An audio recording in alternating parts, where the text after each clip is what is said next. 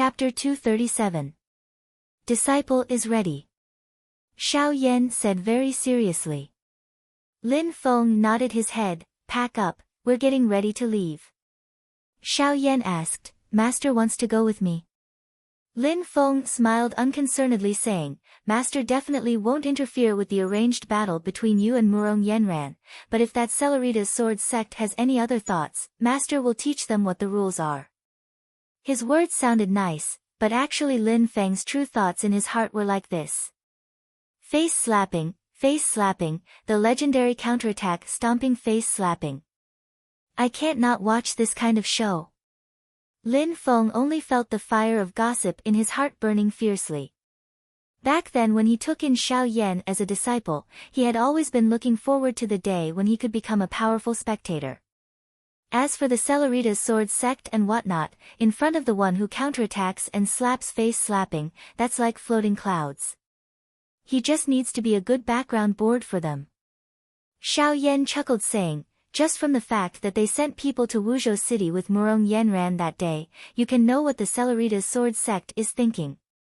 The Celerita's sword sect's cloud-traversing peak is in the southeast part of the Great Qin dynasty, right? The little guy suddenly seemed to have thought of something, turning his head to look at Tunton and asked, I remember you said that in the southeast part of the Great Qin, there's a kind of demon snake whose meat is very delicious? Tunton nodded his head, licking his lips with an expression of endless aftertaste. Jade cloudhorn snake, the taste is pretty good. The little guy made a sound of acknowledgement, arriving in front of Xiao Yan and said seriously, eldest senior brother, I'll go with you. If that Murong Yenran's fellow disciples want to act shamelessly and gang up on you, I can lend you a hand. Get lost. Xiao Yan said crossly, if you want to go catch demon beasts to eat then just say it, don't use such a high-sounding pretense. The little guy was not annoyed, chuckling and said, mainly to cheer for eldest senior brother, everything else is just in passing. Lin Feng chuckled as he shook his head. He was the standard type of person who enjoyed watching a show. Bringing along Tunton and the rest was nothing. Zhu Yi stayed on the mountain to teach the new disciples, while Wang Lin and Yang Qing wholeheartedly cultivated. Other than Xiao Budian, Lin Feng also brought Yu Hongyan along. Yu Hongyan was different from Yang Qing. She was not suitable for closed-door cultivation. In a sense, actual combat could help her improve and break through. Xiao Budian looked at Xiao Yan and was suddenly lost in thought. After a long while, he suddenly turned his head and said to Lin Feng, Master, after eldest brother's matter is settled, I want to go find my parents. Lin Feng nodded and said, I paid attention to the news of your parents earlier, but they never returned to your Shi clan, and there's still no news of them after so many years. The biggest possibility is that they are staying in a different space, so there's no news of them.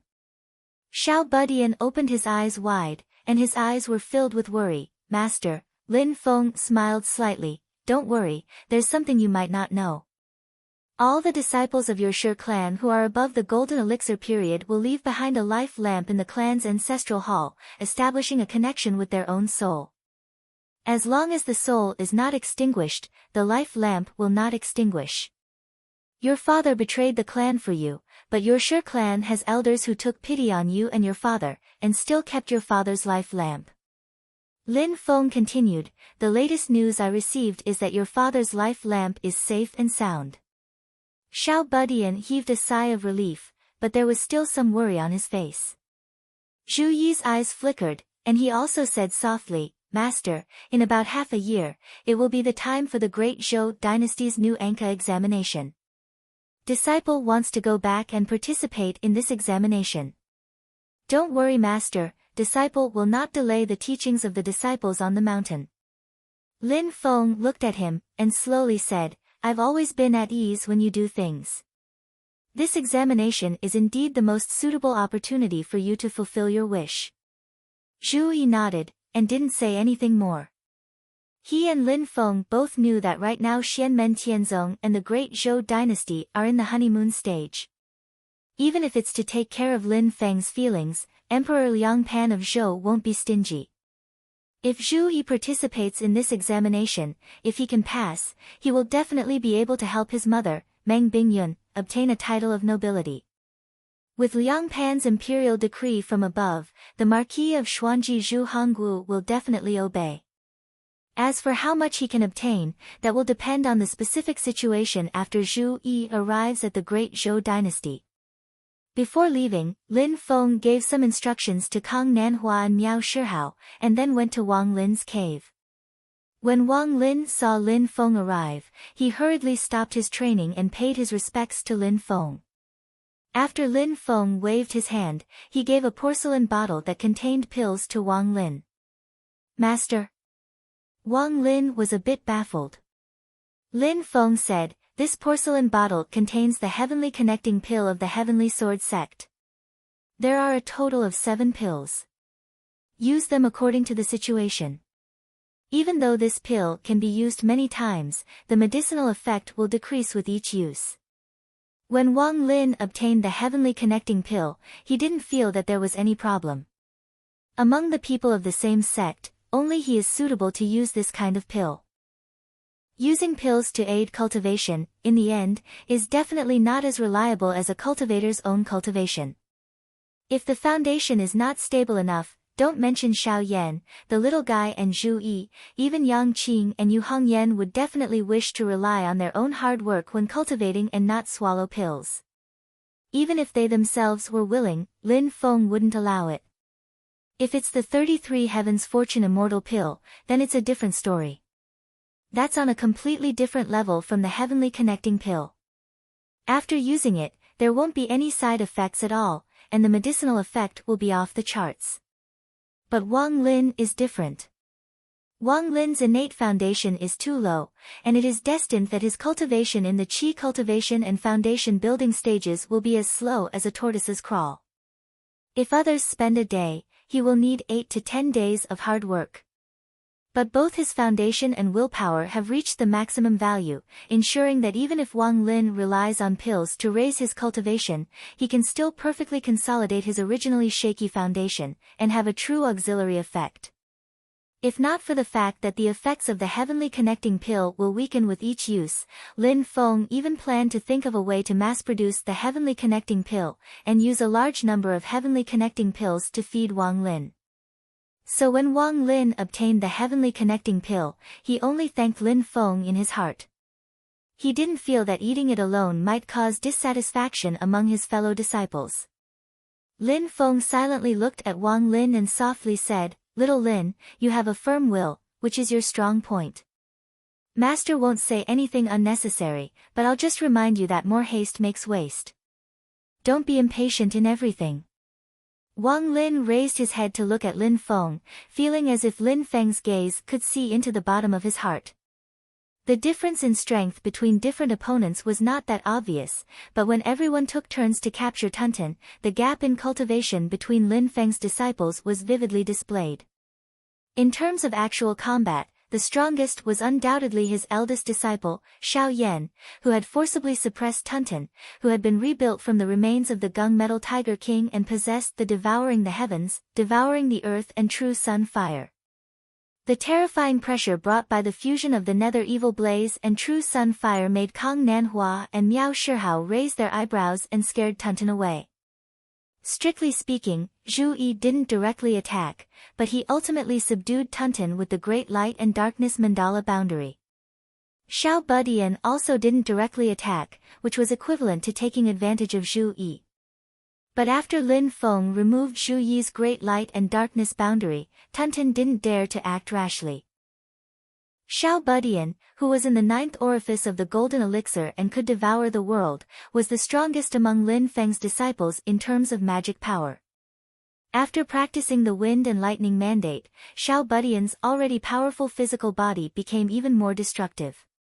The Black Dragon clan had the strongest physical body among the primordial Sky Dragon clan and was one of the best in the entire demon race. But if Jiayu hadn't formed her nascent soul and advanced to Demon King, she might not have been able to suppress Xiao Budian. Tunten couldn't do anything to the three in a head-on confrontation. Among the remaining people, Yu Hongyan wasn't present, so Yang Qing and Wang Lin were miserably suppressed by Tunten. Especially Tunten, who had swallowed Wang Lin's power of nirvanic extermination, was completely unharmed. As a power of nirvanic extermination, the collapse of Zhu Yi's great light and darkness boundary had rendered her immobile. Wang Lin didn't doubt himself like Yang Qing, but he hated his powerlessness even more. Therefore, he would work harder. Staying beside Xiao Yan and the other two was a great pressure for others. If they couldn't turn the pressure into motivation, they would be crushed. Including the time in the mysterious Heaven Cycle Light Grotto Heaven, Wang Lin had been suppressed by this pressure for more than 10 years. Fortunately, his will was strong enough. If it was someone else, they would either have a mental breakdown and self-denial, or their mind would be distorted and devoured by jealousy. Lin Feng silently looked at Wang Lin. Wang Lin's expression was calm as he nodded vigorously. Disciple will follow master's teachings, I will be careful. After giving Wang Lin some pointers, Lin Feng led Xiao Yan and the others away from Yujing Mountain, heading towards the Celeritas Sword Sect's cloud-traversing peak. He didn't control Yujing Mountain to directly descend.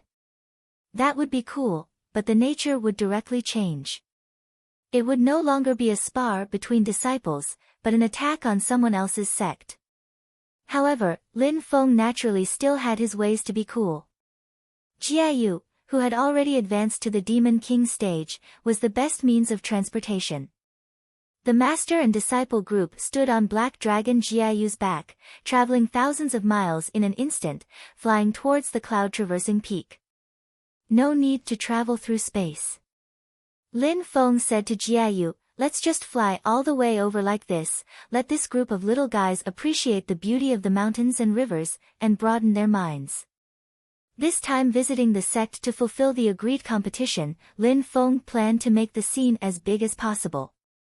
Only then would it be convenient for him to raise his own reputation and the sect's overall reputation in areas outside of Kunlun Mountain.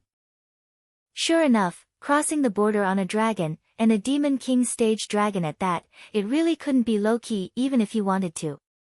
Very quickly, on the road from Kunlun Mountain to the cloud-traversing peak, Lin Feng and Xianmen Tianzong's reputation became more and more resounding. On the cloud-traversing peak, the big shots of the Celeritas Sword sect also received the news that Lin Feng and disciple were about to visit, a group of people staring at each other. Junior brother Qing AI still hasn't found Murong Yenran. Chapter 238. Lin Feng and the others flew on Black Dragon Jiayu and soon entered the southeast region of the Great Qin Empire. Tunten looked at the mountain scenery below and pouted, I remember the jade cloud-horned snake is nearby. Xiao Budian's eyes lit up when he heard this, Master.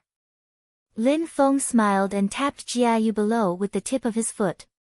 Jiayu immediately understood and slowed down, descending to the ground. Withdraw your aura or you will definitely scare the jade cloud-horned snake away. Tunten unceremoniously patted Jiayu's head. Jiayu was enraged but noticed that Xiao Budian beside Tunten was nodding in agreement. Jiayu had no choice but to swallow back his anger. Smelly girl, don't let this old dragon find a chance, otherwise I will tear you apart. Now the gap between our cultivations is not the same. Jiayu thought bitterly, but he still restrained his dragon's might. Demons that formed their Yao core could withdraw their demonic qi, but the dragon aura of the dragon clan was too special. If Jiayu was still a Yao commander, he would not be able to completely withdraw his dragon aura even if he tried to control it. But now that he had formed his Yao nascent and became a Yao king, it was a piece of cake for him. He withdrew his demonic qi and dragon aura. Although he still looked like 100-feet-long dragon, there were no demonic qi fluctuations. Everyone landed in the mountains. Jiayu shook his head and snorted, 200 miles east. Xiao Budian was overjoyed, thank you. He jumped down with Tunten and rushed east. Xiao Yan glanced at them, Master, I'll go take a look. Don't let anything happen. Lin Feng said, no worries, it's just a Yao commander level jade cloud-horned snake. Xiao Yan explained, I'm worried that they might encounter someone and something unpleasant will happen. Yu Hongyan asked, given Tianhao's cultivation, there are very few people who can do anything to him, right? Xiao Yan curled his lips, I'm worried about the people they encounter, not Pihu himself. Yu Hongyan was speechless, but Jia Yu nodded in agreement. Lin Feng looked at Xiao Yan and smiled. If it was little Yi who said this, I would think it's reliable. But you? If something really happens, I'm afraid it'll be even bigger than Tianhao. Xiao Yan chuckled. Master, don't look at me with your old eyes. Lin Feng smiled and shook his head. Forget it. If you want to go, then go. He turned to look at Yu Hongyan. Does Hongyan want to join in the fun as well? Yu Hongyan shook his head. No, I'll meditate and cultivate for a while. Lin Feng faintly smiled and did not speak. Yu Hongyan was a straightforward person, and he didn't care too much about other people's opinions. If it was someone else who was good at socializing, he would often seize every opportunity available to him to build a good relationship with his fellow disciples who had entered the sect earlier. Both sides had their advantages and disadvantages. It was hard to say who was right and who was wrong. It depended on the environment and the specific situation. Although the disciples under Lin Feng's tutelage are all extremely talented, but overall the atmosphere is still quite harmonious. There was a saying that two tigers couldn't live on the same mountain. Xiao Yan and the other three all had great luck and had the ability to be the protagonists of an era. It was inevitable that there would be some friction when ordinary people had different hobbies and styles, let alone the few of them.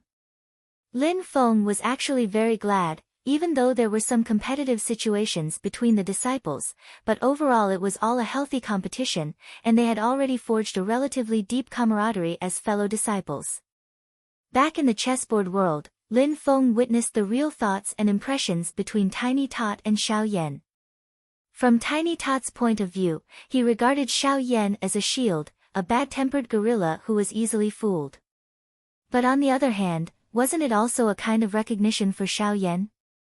In Tiny Tot's subconscious, this eldest senior brother was strong enough to solve all difficulties. When he was in trouble, the first person he thought of to ask for help was his eldest senior brother. In Xiao Yan's mind, Tiny Tot was a troublemaker who kept causing trouble and needed his help to clean up after him. But even though he was complaining again and was continuously ridiculing in his heart, within the dreamland, the little guy kept on causing trouble. Xiao Yan did not wash his hands of it and not care about it, but instead did his utmost to clean up the mess for the little guy one by one.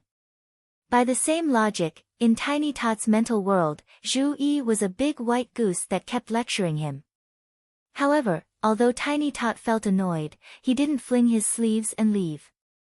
Instead, he patiently listened to Zhu Yi's words with a bitter face. In Tiny Tot's mind, Wang Lin was a dog that didn't bark when it bit people, causing him to feel a trace of fear. But in reality, Tiny Tot's strength was far above Wang Lin's, but in the dream, when he met Wang Lin, his choice was to hide and not kill the black dog with a stick. This situation was already a relatively ideal situation. With Yu Hongyan's personality, in such a relatively benign environment, there wouldn't be too many problems. However, the more people there were, the more thoughts there were, and the harder it was to lead the team. These questions were all to test Lin Feng's control as a master. If he could lead his disciples in the direction of healthy competition, it wouldn't matter. Therefore, although the Heaven Spirit replenishing pill formula had already been derived, there was no need to keep the pill and it could be given to any disciple to consume. Lin Feng still kept it for himself. He had already formed Yuanying. At this point, the effect of the bone on cultivation was already very small. Lin Feng naturally wouldn't be able to use it himself, so the spirit pill would definitely be given to his disciple. There was no doubt that Wang Lin was the most suitable candidate. The others might not even be able to use it. If one's foundation was poor, there was a lot of room for improvement. On the contrary, if one's foundation was already very high, it would be extremely difficult to improve further. Lin Feng had sufficient reason to believe that if the Heaven Spirit replenishing pill was given to Xiao Budian, it would be no different from a jelly bean. If people like Yang Qing, who had a root bone of 9, took it, there would be no obvious effect. However, Xiao Yan and Yu Hongyan, who had a root bone of 8 points, and Zhu Yi, who had a root bone of 7 points, might have the hope of going to the next level after taking it. And for Wang Lin, although he didn't know the specific effect, it was absolutely immediate. It was just that this kind of medicinal pill was different from the heaven-reaching pill. If it was only given to Wang Lin alone, it was hard to say whether other disciples would have other ideas. They might not have, but Lin Feng wanted to completely eliminate this possibility. Although it would delay Wang Lin's cultivation, Lin Feng could only deal with it for the time being. Fortunately, there was already a pill formula. As long as the medicinal materials for refining were collected, they could produce the Heaven Spirit replenishing pill in large quantities. At that time, not only would Wang Lin benefit, but the level of the entire sect disciples would also receive a huge improvement. As Lin Feng was pondering, his heart suddenly moved, raising his head to look at the sky in the south. "Is it Taoist Qing AI who has come?" Lin Feng asked calmly. His voice was not high, but it echoed in the void within a radius of 300 miles. 300 miles to the south, a crack suddenly appeared in the void, a large amount of green clouds flowed out from it. The clouds carried an old man, it was the Celeritas Sword Sect's Yuanying stage elder, Ancestor Qing AI. Only compared to the calmness outside of the Sand Continent that day, the current Ancestor Qing AI's mood was obviously more anxious. After seeing Lin Feng, he straightened his expression and once again became a calm and collected appearance. But Lin Feng clearly felt that after seeing him, the Ancestor Qing AI's mood became even more restless. When the Ancestor Qing AI saw Lin Feng, he first saluted, "So it's the master of Xian's sect in front of me, this old man has been impolite." Lin Feng smiled faintly, "Taoist friend is too polite, could it be that you specially came to welcome me?" "I dare not accept this, I still know the way to Yunqing Peak. It's my duty, it's my duty." The Ancestor Qing AI had a bitter taste in his mouth, lowering his head to see the silent black dragon Jiayu under Lin Feng. His head was even more dizzy, a Demon King level dragon race as a mount, the rumors are indeed true. Although he knew that Lin Feng brought Xiao Yan to Yunqing Peak to keep the appointment, the Ancestor Qing AI really hoped that he would never see this pair of master and disciple for the rest of his life. He did not come to welcome Lin Feng at all, but to find Murong Yenran. Murong Yenran was the new generation disciple that the Celeritas Sword Sect focused on training. For her safety, her master Taoist Tong Ling gave her a total of 3 teleportation talismans. This matter was originally also permitted by the Ancestor Qing AI, but now he was so angry that he only wanted to curse. Murong Yenran left Yunqing Peak, completely unceremoniously using the 3 teleportation talismans consecutively. She instantly escaped thousands of miles away. Not to mention other Celeritas Sword Sect disciples, even Taoist Tong Ling, an elder in the Golden Elixir period, couldn't find her whereabouts. In desperation, the Ancestor Qing AI had to personally go out. Those 3 teleportation talismans were originally refined by him, so he could barely catch the traces and chase all the way. Seeing that he was about to catch up, the Ancestor Qing AI had already felt the dawn of hope in front of him, but who knew that he just happened to bump right in front of Lin Feng. The old man really wanted to cry now but had no tears. But the Ancestor Qing AI didn't dare to neglect Lin Feng, so he could only secretly send a message to the other Yuanying period elders of the Celeritas Sword Sect to come over here to help and continue to secretly search for Murong Yenran, while he braced himself to do the work of welcoming the guests. The Ancestor Qing AI's little actions couldn't be hidden from Lin Feng, but Lin Feng didn't care. If the other party wanted to set up an ambush and beat him up, he wasn't afraid either. Lin Feng was just a bit curious about the restless mood of the Ancestor Qing AI. This old man seems to have lost something and is in a hurry to find it. But on the surface, Lin Feng didn't show the slightest bit of his emotions, faintly smiling. I have long heard of the great name of Celerita's sword Venerable, but I still haven't had the chance to meet you, so this time I have to pay a proper visit. The ancestor Qing AI forcibly suppressed his anxious mood and said seriously, before I went out, the sect master of the blind sect also mentioned that he wanted to meet the sect master of Xian Gate. The strength that Lin Feng showed before, even the powerful figures of the primordial spirit realm also had to treat him seriously. After a pause, the ancestor Qing AI tentatively asked, disciple of the blind sect Murong Yenran, there seems to be some misunderstanding between you and your disciple in the past. It's all some young and vigorous fighting between young people, I really don't think it's true, what do you think? Chapter 239. Ancestor Qing Wei asked tentatively, there seems to be some misunderstanding between Murong Yenran, a disciple of the sect, and your disciple in the past. It's just a fight between young people. I don't think it's true. What do you think? Ancestor Qing Wei also knew that his question was a bit too straightforward, but at this moment he could only bite the bullet and ask. It seems that Murong Yenran's strength is limited, and she is definitely not Xiao Yan's opponent. Lin Feng already understood in his heart. He smiled slightly and said, whether it's true or not, it's not up to me. It's up to them. However, based on the current situation, this seat's disciple has always remembered this agreement of 3 years. Lin Feng's tone was flat, but what he said made ancestor Qing Wei shudder. Xiao Yan is my chief disciple. If he wants to go to the Xingyun Peak, I will naturally support him.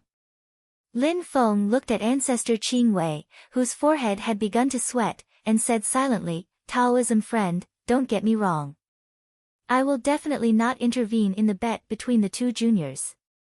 This time I am going to the Xingyun Peak with Xiao Yan purely to visit Flowing Light Swordsman, there is no other intention. Ancestor Qing Wei smiled dryly, of course. Although there was a smile on his face, at this moment his heart was more bitter than eating gold thread. Although Lin Feng's tone was light, the unspoken meaning in his words was extremely clear. He would not intervene in the bet between the two juniors. In other words, if it's not only between the two juniors, but also someone else intervenes, then I won't be polite. Your ancestor Flowing Light Swordsman of the Celerita's sword sect is indeed a primordial spirit powerful figure, but in front of me, he also has to follow the rules. If you want to be shameless, then let's compete to see whose magical power is stronger and whose magical power is greater. Ancestor Qing Wei felt aggrieved, but in front of Lin Feng, he did not dare to lose his temper, which really made him depressed to the extreme. With Lin Feng's magic power, the area within 300 miles in circumference around him was completely isolated, and Patriarch Qing An was 300 miles away.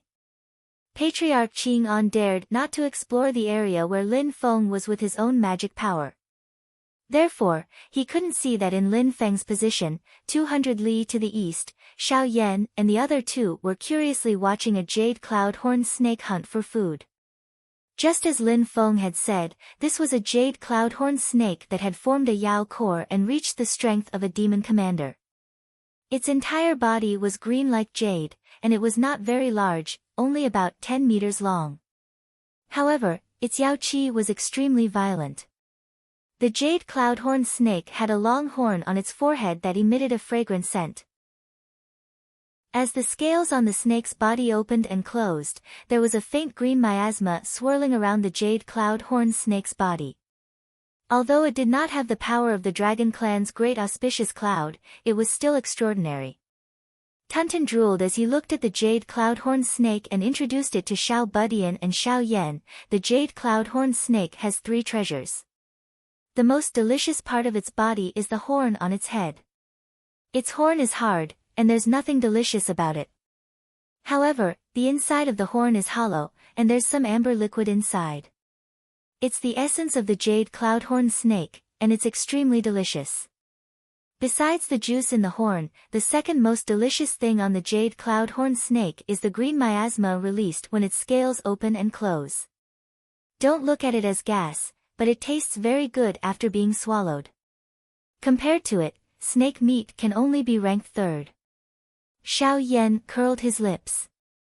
The juice in the horn is fine, but what's so delicious about the gas? Only you Tao Tai can eat it in such a way. Tunton snorted. You don't know how to taste it. Won't you know when you try it later? Xiao Budian interrupted their argument, his eyes staring at the jade cloud-horned snake at the foot of the mountain. This guy seems to be hunting.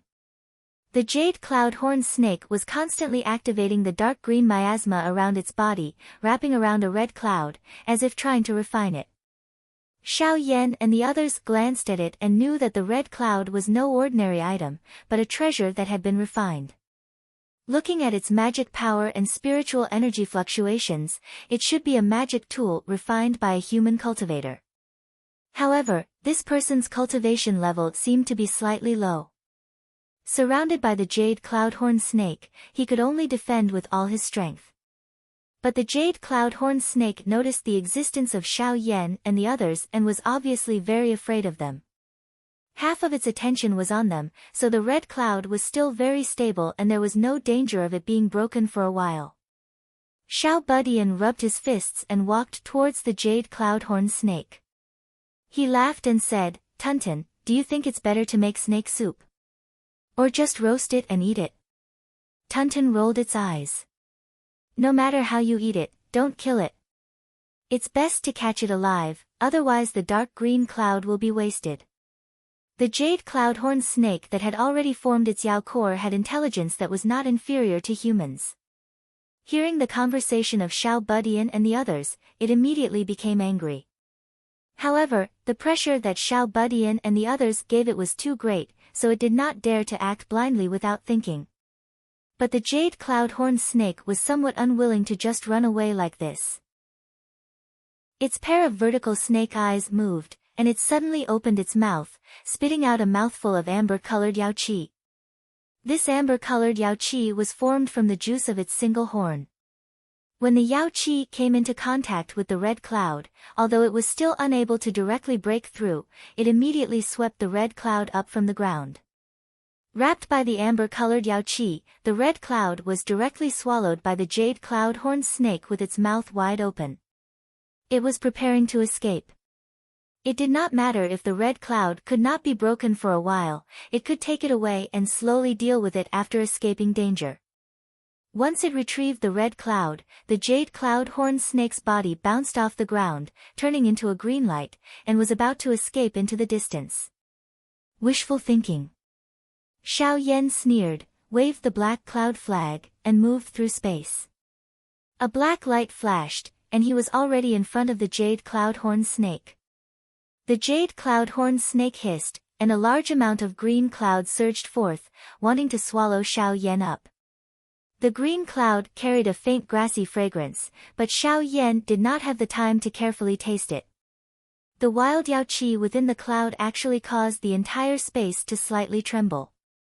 Xiao Yan raised his eyebrows. Good monster, your innate magical ability is somewhat similar to my 8 trigrams disintegration. As he said that, Xiao Yan blasted out a fist, and the enormous power of disintegration came into contact with the green cloud, and the green cloud immediately began to disintegrate. But the jade cloud-horned snake's green cloud was indeed powerful, and it actually continuously disintegrated Xiao Yan's magic power. Knitting his brows, Xiao Yan knew that he couldn't continue this stalemate any longer. Among the 3 disciples under Lin Feng that had formed their golden elixir, Xiao Budian's 9 orifices golden elixir could absorb the spiritual energy between heaven and earth. His spiritual energy was the most vigorous, and at the same time, his recovery was also the strongest. The 9 orifices golden elixir could instantly refine a large amount of spiritual energy into his magic power with a single breath. Zhu Yi's light and darkness golden Dan's yin-yang transformation technique was not as vigorous and thick as Xiao Budian's, but its recovery ability was stronger, even more so. On the other hand, Xiao Yan's golden elixir had the strongest explosive power, but its endurance and recovery was a lot lower.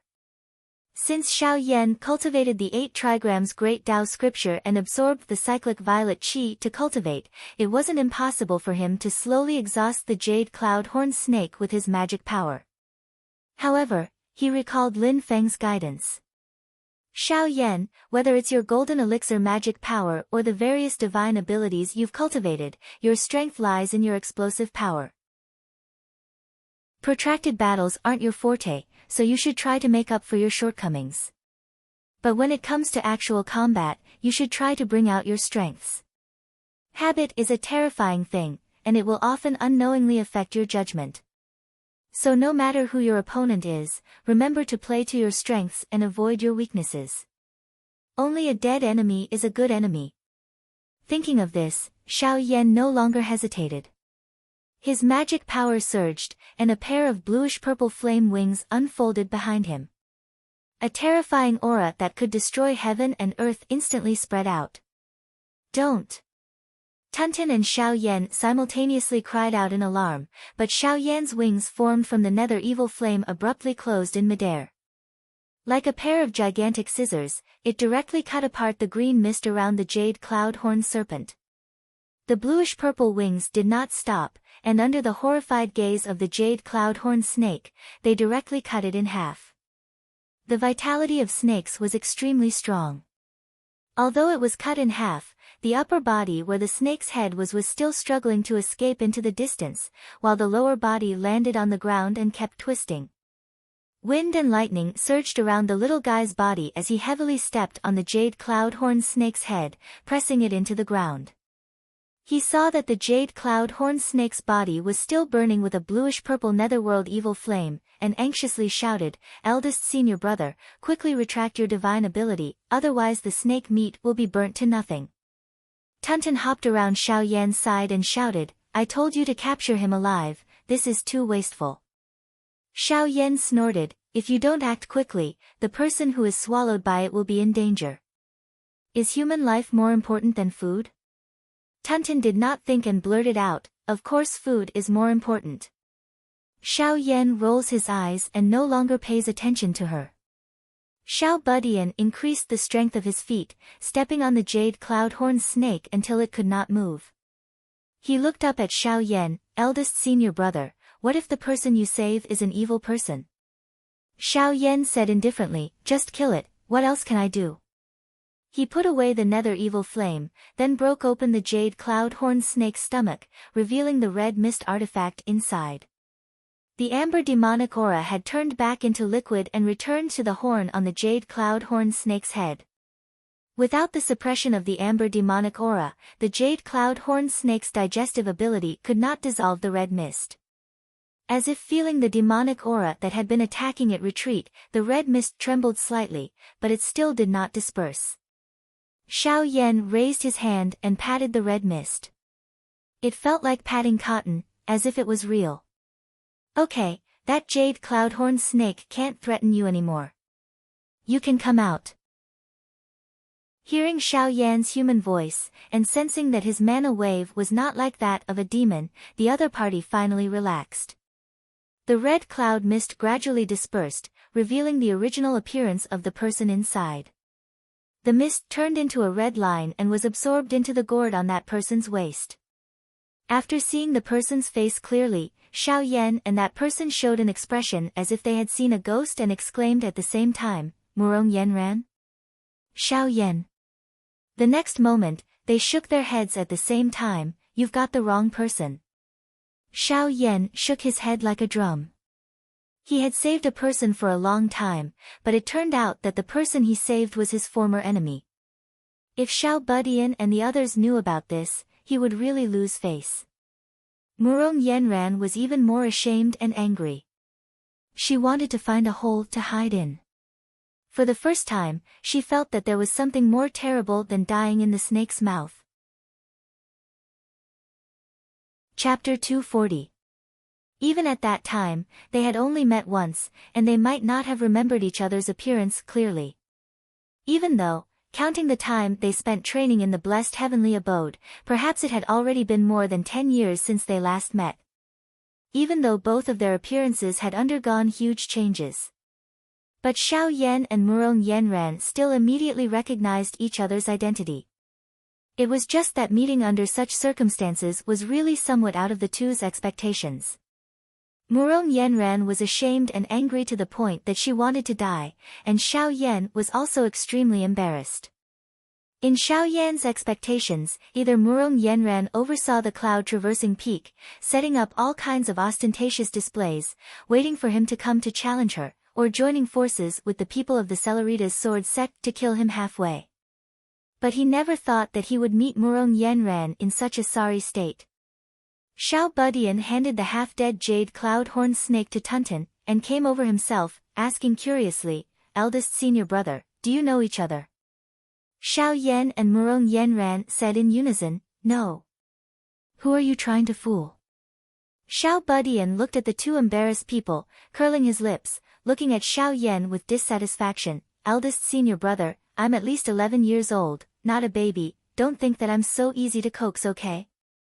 Xiao Yan rolled his eyes, not answering. Xiao Budian looked at Murong Yenran with a smile. "If I didn't hear wrong, I remember that just now my senior brother called your name." Murong Yenran's face darkened. It seemed that this brat already knew, and was purposely playing dumb here. "You're Murong Yenran." Xiao Budian circled around her. "At that time it was you who dumped my eldest senior brother." TSK, what a character.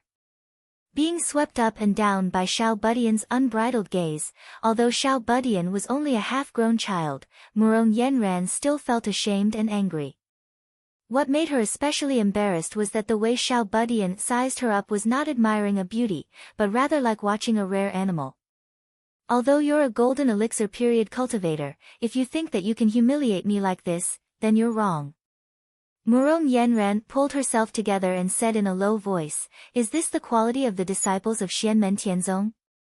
The little guy widened his eyes, as if he saw the most astonishing thing in the world. He sneered, "You can't take it anymore. Back then when you went to Wuzhou City to dump my eldest senior brother, where did your quality go? Those who humiliate others will always be humiliated by others. What privilege do you think you have?" Murong Yenran's face turned pale, unable to speak. Xiao Yan waved his hand. Xiao Yan smiled and said nothing.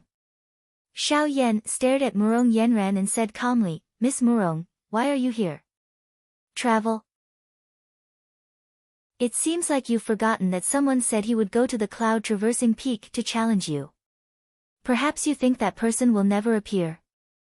Murong Yenran took a deep breath, raised her head, and looked straight into Xiao Yan's eyes. "I haven't forgotten. Since we've met today, then we might as well finish the bet we made that day." As she spoke, she patted the gourd at her waist. A red mist gushed out and enveloped her whole body.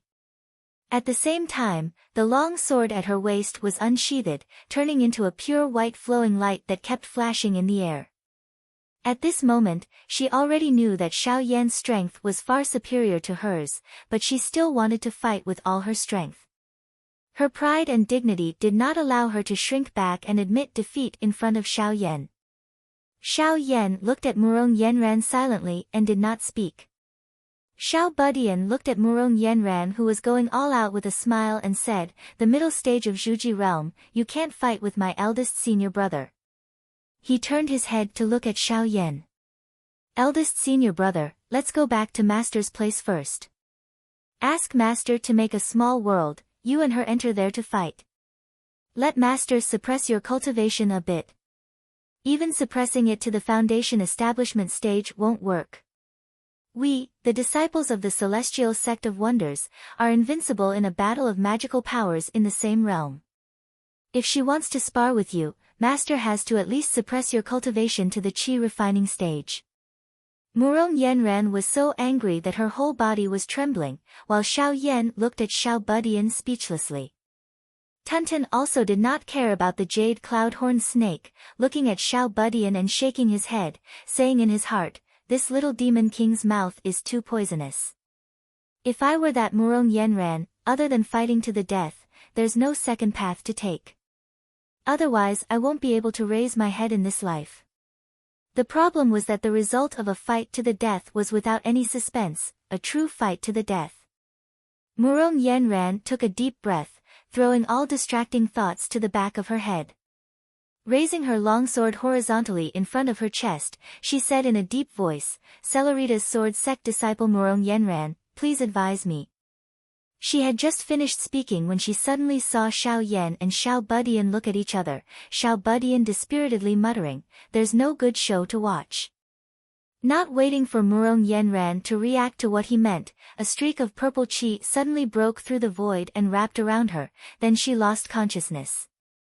Lin Feng's voice came from the void, "Little Yen, don't be in a hurry to make a move. This girl might have secretly escaped from the Celerita's sword sect." Xiao Yan and Xiao Budian stared blankly at the same time. Xiao Yan chuckled and said, "What the hell is the Celerita's sword sect doing?" Xiao Budian's face once again revealed a smile, "Seems to be even more fun." Silently Lin Feng said, "You guys just pretend you've never seen this girl. We still have to go to the Xingyin Peak. After we get there, let's see what tricks the Celerita's sword sect is playing." Xiao Yan and Xiao Budian responded in unison. Xiao Yan stood where he was in a daze. Xiao Budian's attention very quickly shifted to the jade cloud-horned snake on Tuntun's side. Murong Yenran was swept away by Lin Feng's magic power, but she woke up in a moment. Just as she opened her eyes, she saw a young man dressed in a purple robe silently looking at her. She couldn't feel the slightest bit of power and magic power fluctuation from this young man, but fear rose from the bottom of her heart and soul. She felt that the person in front of her was countless times stronger than her grandmaster, ancestor Qing Wei. Among the people Murong Yenran has seen in her life, only when she had just entered the sect and followed her grandmaster to pay a visit to the Celerita's sword sect master, Celerita's sword saint, did she have a similar feeling. The Celerita's sword sect's pressure was even more straightforward, but it wasn't as leisurely as the person in front of her. Lin Feng instead looked at Murong Yenran with interest. There was something he really wanted to say to Murong Yenran. "Miss, thank you for helping me cultivate Xiao Yan. You really are a good person." Murong Yenran looked at Lin Feng, suddenly feeling that the person in front of her was somewhat familiar, but she couldn't remember where she had seen him before. Lin Feng looked at Murong Yenran's puzzled expression and couldn't help but faintly smile. He knew what the other was puzzled about. Strictly speaking, the two had met face to face once before. Lin Feng met Murong Yenran, even before he met Xiao Yan. It was also from Murong Yenran's mouth that Lin Feng found out about Xiao Yan's existence. At that time the heavily injured Long Yi who was attached to the peach tree posed a threat to the villagers of Stone Village and Xiao Budian. In order to save Xiao Budian, Lin Feng who was still only at the qi condensation stage tricked Murong Yenran and her fellow disciples into going to deal with Long Yi. It's just that the difference between the Lin Feng at that time and the current Lin Feng was really too big. Squatting in the mysterious Heaven-Time Light Cave for more than 8 years, not mentioning the change in his appearance, most importantly, his aura and temperament were already completely different. In the eyes of bystanders, he was practically two different people. Murong Yenran felt that he was familiar, that was thanks to her already starting to cultivate Dao techniques at that time. Her soul was nimble, that's why she was able to leave a bit of an impression. Lin Feng's mind slightly moved, the purple energy transformed from his own mana still twining around Murong Yenran, lightly touching her soul and already completely erasing the impression he left in Murong Yenran's mind in the past. Murong Yenran did not detect this at all, only slightly absent-minded. After calming down and looking at Lin Feng again, she did not feel anything strange. Even though it was a bit strange, she just thought that she remembered incorrectly. She looked at Lin Feng and asked softly, "May I ask who senior is?" "I am the master of Xian Gate, Lin Feng." Lin Feng said lightly, "You are the Celerita's sword sect disciple Murong Yenran who made a bet with my disciple Xiao Yan?" Murong Yenran nodded with a bitter smile, bowing and saluting. "Junior Murong Yenran pays respect to the master of Xian Gate." Lin Feng asked, "You've already met Xiao Yan, what are your thoughts?" Murong Yenran's face turned pale, tightly pursing her lips and said in a low voice, "Junior was young and frivolous in the past, choosing the stupidest way to visit and break off the engagement. At the time I didn't notice it, but after I became an adult and thought about the past, only then did I realize that I caused great humiliation to Xiao Yan and his family. Regarding this, I express my deep apologies, but I don't regret breaking off the engagement. Today Xiao Yan's cultivation far surpasses mine, that's his good fortune and achievement, I don't envy him. My marriage is decided by myself, I don't regret my decision. Lin Feng's expression did not change, but he secretly curled his lips. Don't say that, girl, half of his military merit medal is due to your contribution. Murong Yanran looked at the calm expression Lin Feng, slowly bowing down. In the past there was an agreement, if I lost to Xiao Yan I would voluntarily become a slave. But I am unable to fulfill this bet, my family, my sect are unable to accept such an outcome. Anyway, in Xiao Yan's eyes I am also a shameless person, so I can only be shameless again. The mistake in the past I am willing to use my life to pay for it, but the matter of becoming a slave is something I am unable to do. Lin Feng glanced at her, but did not make a response, instead saying lightly, right, Celerita's sword sect's fellow Taoist Qing Ai is your grandmaster, right?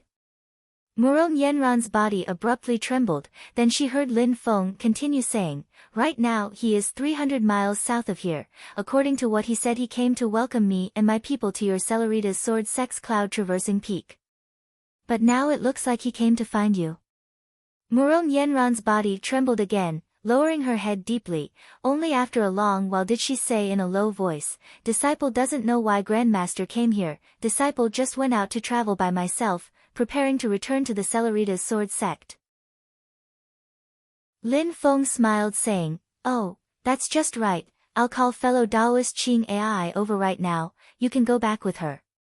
Murong Yanran didn't dare to say anything more, only her body trembling more and more violently. Lin Feng looked at her, suddenly asking, why did you run away from the Celerita's sword sect? According to what you said before, you weren't running away from the battle with Xiao Yan.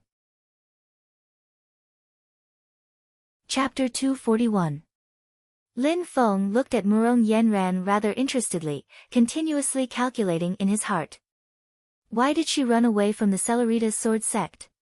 According to what she said before, she wasn't doing it to avoid the battle with Xiao Yan.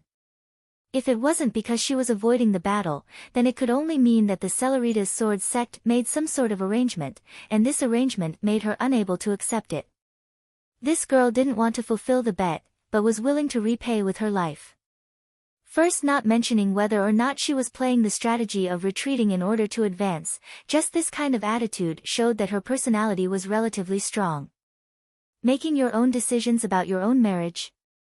Lin Feng thought for a bit, gradually sorting out the matter. If I was someone from the Celerita's sword sect, what would I do when faced with this kind of thing? Not their match, but not wanting to admit defeat, then the best method could only be to ask for outside help, find helpers to share the pressure on your body. Lin Feng looked at the uneasy Murong Yanran, suddenly asking, tell me, who is the Celerita's sword sect preparing to send you to unite by marriage? Mount Shu sword sect or the Great Qin dynasty? Murong Yanran raised her head in shock to look at Lin Feng. Lin Feng's expression was calm.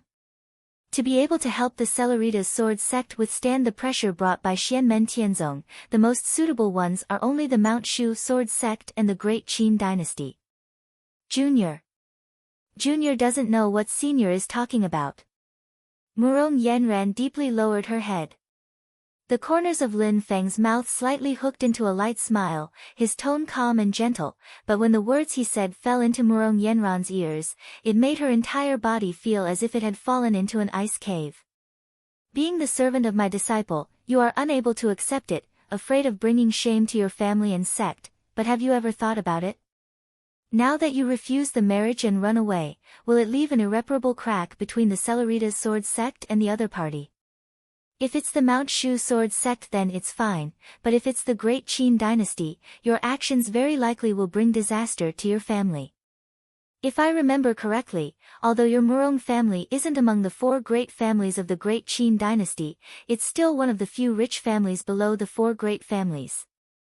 Your Murong family's base is even in the Great Qin dynasty's capital, West Hill City, right under the eyes of the Great Qin Emperor. Murong Yenran's body suddenly trembled and she saw stars. She just wanted to run away from the marriage and subconsciously wanted to get as far away from Yunqing Peak as possible. Her mind was muddled and she forgot that the person she rejected was Crown Prince Chongyun, the Crown Prince of the Great Qin dynasty. If he ran away from the marriage, it was very likely that his family would be implicated. She sighed in her heart, is this my fate? I can't escape it no matter what. Silently looking at Murong Yenran, Lin Feng twitched his mouth inwardly. Her situation depended on which angle one looked at the problem from. On the bright side, she yearned for freedom and independence.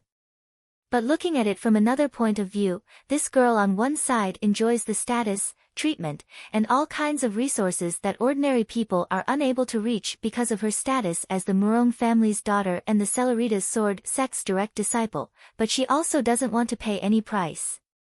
Regardless of whether it was the secular world or the cultivation world, it was very common for the descendants of aristocratic families to get married.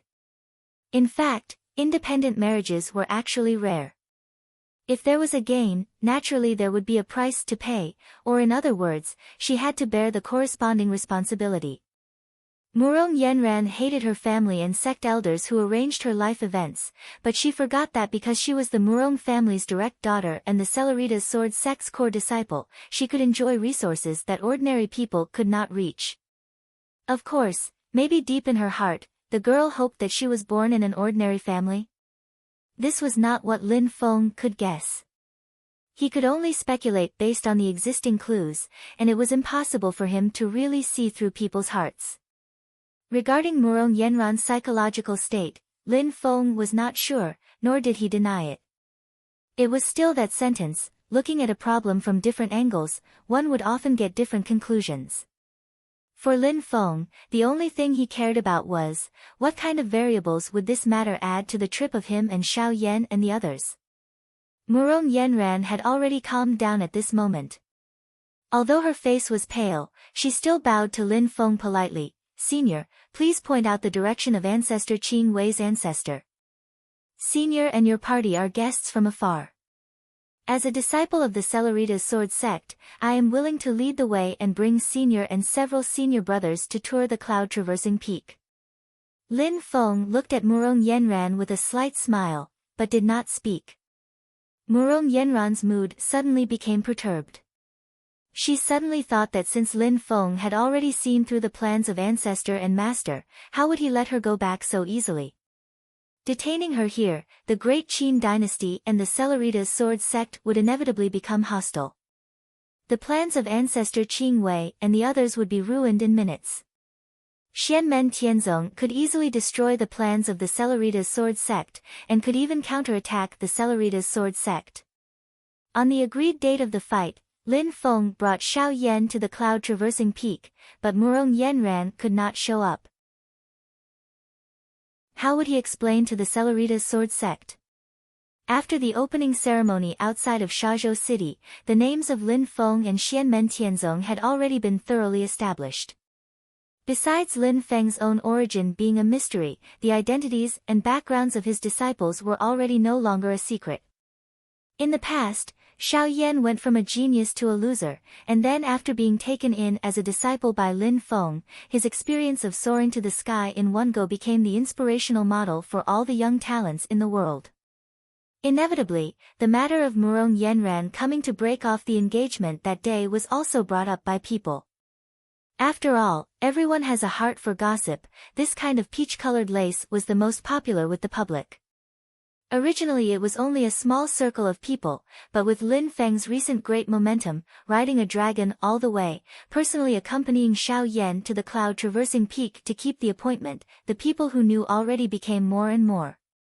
It was precisely because of this that the Celeritas sword sect felt an increasing headache. If on the day of the wagered fight Murong Yenran really was unable to show up, outsiders would only think that she was afraid to fight. The result would be even more shameful than losing. In addition, the Celeritas sword sect stood Crown Prince Chongyun up. At that time the pressure from both sides would come up together, and the Celeritas sword sect would no longer be able to survive. Thinking of this, the gaze with which Murong Yanran looked at Lin Feng clearly became frightened. But Lin Feng's attention was not on her, instead splitting out a strand of divine sense, crushing a sound transmission crystal, using a silent mana transmission method to communicate with the person on the other side of the crystal. Has anything interesting happened recently? On the other side of the crystal a clear female voice sounded. It was the voice of Taishu Temple's former saintess Yan Mingyue. If speaking of interesting, then it would be you sect leader Lin, riding a dragon across half of the great Qin dynasty, personally accompanying this disciple to keep the appointment at the cloud-traversing peak. After both sides had been in contact for a while, Lin Feng gradually became accustomed to Yan Mingyue's teasing. You know what I'm asking. Yan Mingyue naturally knew that what Lin Feng was referring to was the situation of him riding a dragon with great fanfare, and the reactions of the various powers towards this. The great Qin dynasty's heir apparent, Crown Prince Chongyun, recently left the great Qing dynasty's capital Xiling City, his whereabouts unknown. Silently Yan Mingyue said, there is news that he is heading towards the great Qin dynasty's southeast territory. The Great Qin dynasty's southeast territory is the Celeritas Sword Sect's territory, the area where the cloud-traversing peak is located. Personally coming over. Lin Feng calculated in his heart for a moment, suddenly asking, I heard that the Great Qin dynasty produced an extraordinary person. Yan Mingyue answered, sect leader Lin is referring to their new prime minister, right? Rumor has it that he doesn't have the slightest bit of cultivation, but subdued everyone in the great Qin dynasty. To be able to cause such a ruckus, but not be a true cultivator, this person naturally has some areas that surpass others. Lin Feng smiled faintly, slowly calculating in his heart, thank you fellow Yan. Yan Mingyue's tone was calm, sect leader Lin is too polite. I wonder when your disciple Zhu Yi will return to Tianjing City. He has already not visited teacher Uncle Meng's grave for a long time. Lin Feng asked indifferently, is this your question or is it asking on behalf of the Marquis of Xuanji Zhu Hongguo? Yan Mingyue answered, neither, I'm interrogating on behalf of Emperor Zhou. Lin Feng smiled saying, so you are not preparing to learn from Meng Bingyun and marry Zhu Hongguo, but rather directly enter the palace? Sect leader Lin must be joking. Yan Mingyue's tone carried a bit of a smile. What Mingyue seeks is completely different from teacher Uncle Meng, so naturally I won't use the same method. Lin Feng's pupils abruptly contracted. According to what he knows, in Taishu Temple, Meng Bingyun and Yan Mingyue should be on the same side. Now that Yan Mingyue said this, does it mean that she wants to change sides, or does she have some other thoughts? Thoughts continuously turning in his heart, Lin Feng's tone did not reveal any clues, so it's like this, then it's me who was rash. Yan Mingyue continued to say, that's right, there's something I need to inform sect leader Lin in advance. In a few days, Mingyue will be returning to my sect's White Cloud Mountain. At that time, I might not be able to contact sect leader Lin like now. Lin Feng nodded his head slightly. Yan Mingyue informing him of this matter in advance is quite good, allowing him to make many arrangements in advance so that there won't be any sudden changes and he won't be caught unprepared.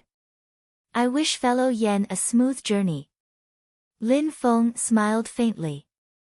Yan Mingyue also smiled and said, Mingyue will be very content if I don't get thrown out. Speaking of which, junior brother Pang returned to White Cloud Mountain before, with his talent and what he gained in the Sand Continent, I'm sure he will make a breakthrough very soon.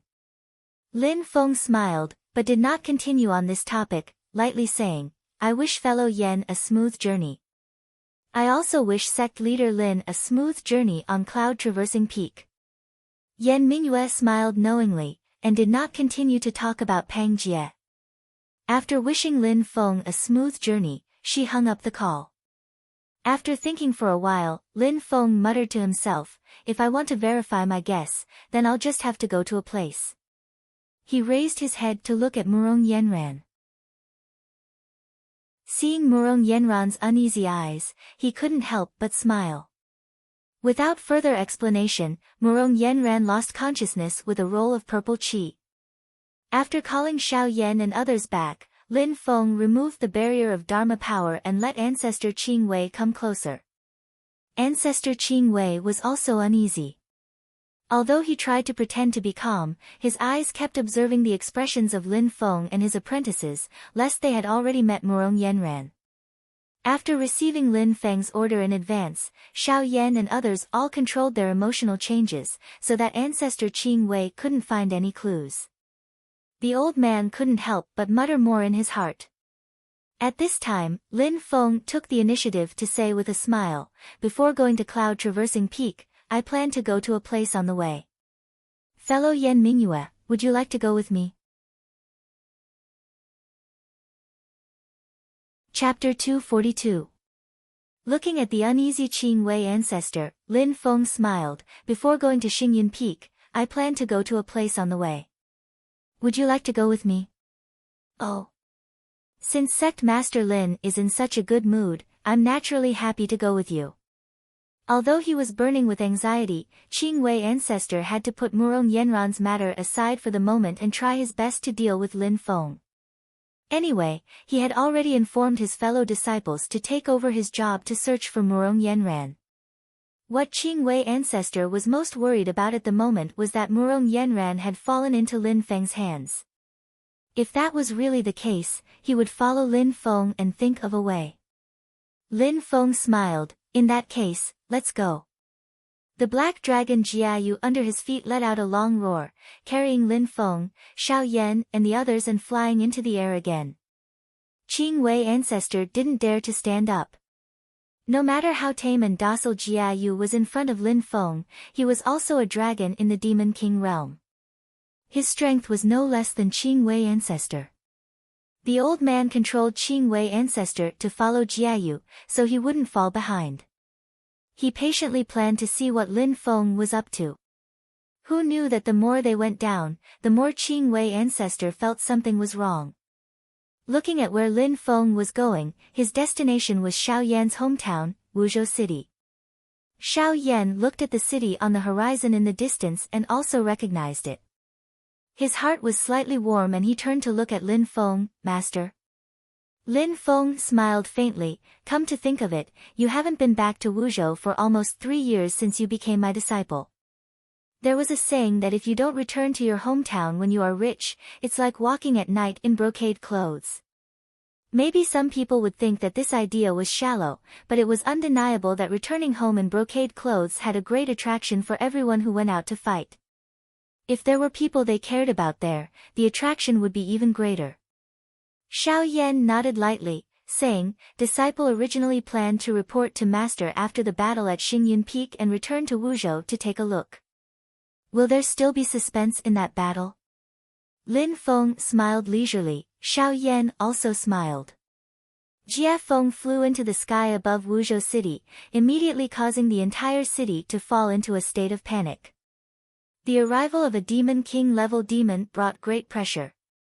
The entire Wuzhou City, the city lord with the highest cultivation, was no more than Golden Elixir realm. A well-dressed middle-aged man flew into the sky, looking at Lin Feng and Yan and Jia Feng on Feng's back, bowing and asking, "Wei Feng, Wei, Sect Master, Feng, Jia, Master of Feng, and Tian Feng and Long Feng is." Junior Li Yunsong, Great Qin's Wuzhou City Lord, respectfully welcomes senior's arrival. Lin Feng didn't say anything. Xiao Yan beside him jumped down from Jia Feng's back, stepping into the air and arriving in front of Li Yunsong, bowing back. "Xianmen Tianzong disciple Xiao Yan, City Lord Li greets you." Li Yunsong looked at Xiao Yan who was standing in the air, secretly nodding his head. "This is that master of Feng's first disciple Xiao Yan, indeed he is in the Golden Elixir period realm. Rumor has it that he can contend against the Yuanying ancestor. I wonder if that's true or false. I really didn't think that a tiny Xiao family would actually produce such a person." Li Yunsong secretly observed Xiao Yan, even though he is also a Golden Elixir initial stage cultivator like him, but the power that Xiao Yan faintly exuded made Li Yunsong secretly apprehensive. Regarding Lin Feng, ignoring him, Li Yunsong didn't dare to have the slightest dissatisfaction, instead feeling that it was natural. Looking at Xiao Yan, then looking at Lin Feng, Li Yunsong secretly sighed in his heart. This Xian Mentianzong's sudden rise is really unfathomable. He then turned to look at the ancestor Qing AI at the side. Even though he doesn't recognize him, he can also feel that terrifying mana fluctuations. Looking again at the green cloud under the ancestor Qing AI's feet, he had a guess in his heart. Which ancestor of the Celeritas sword sect has descended? The ancestor Qing AI said indifferently, I am Qing AI, City Lord Li doesn't need to be so courteous. Li Yunsong immediately understood, so it is the ancestor Qing AI who has graced us with his presence. At this time Xiao Yan said, this time we only came to Wuzhou City along the way, we won't be staying for long, City Lord Li doesn't need to be so courteous. Li Yunsong nodded his head, smiling and extending his hand to lead. If that's the case, then I won't disturb you any longer, everyone please. To be able to become the city lord, Li Yunsong's eyes and brows are naturally bright. He didn't stay any longer and left on his own. Xiao Yan is a Wuzhou local, naturally he doesn't need him to do any guiding or similar work. No matter if it's Lin Feng, or the ancestor Qing AI, Black Dragon Jiayu, or even Xiao Yan, Tunten and Xiao Budian, whoever wants to flatten Wuzhou City is not someone that Li Yunsong can stop. Since that's the case, he better not worry too much about it. It's okay, the arrangements from before should be able to satisfy the people of Xianmentianzong. Thinking of this, Li Yunsong couldn't help but wipe his sweat, rejoicing that he carried out Crown Prince Chongyun's orders to the letter. On Li Yunsong's side, he secretly rejoiced. Xiao Yan looked at the Xiao family mansion in front of him but was somewhat dazed. Looking at the neighbors to his left and right, only then did he confirm that he didn't remember the address of the house incorrectly. The Xiao family mansion in front of him, compared to when he left in the past, has more than doubled in size and extravagance. The brick walls, the gates, the courtyard and pavilions, all have been renovated and is currently still in the process of expansion. There's that newly built small building that isn't even half complete. The location of the foundation should have originally belonged to the neighbors. The entire Xiao family mansion is being expanded and swallowed up a lot of nearby land. At the entrance of the mansion there's already a group of people waiting there. It's precisely the Xiao family members who were secretly notified by Li Yunsong. Looking at the approaching Xiao Yan, everyone had warm smiles on their faces. Xiao Yan secretly frowned. He knows all of those smiling faces, but right now each one looks more and more unfamiliar than the other. This brought back many distant but not very happy memories for him. In Xiao Yan's impression, he had only seen these smiling faces before he was 12 years old. At that time he still hadn't become trash because of Yan Mingyue and Tunten. He was still a young genius, famous far and wide in the entire Wuzhou city and even the entire southeast of the Great Qin dynasty. Unfortunately, ever since a great change when he was 12 years old, Xiao Yan's great perfection Qi disciple cultivation level at that time regressed to the first layer of Qi disciple overnight, instantly falling from the clouds to the bottom of the valley. The trajectory of his descent was not a parabola but a direct free fall. In Xiao Yan's memories, it was also from that time that the smiling faces surrounding him gradually disappeared. What remained were mostly sighs of pity and gazes, and even more so malicious mockery. Thinking of this, Xiao Yan's gaze became somewhat cold. There's no love without reason in this world, and there's no hate without reason.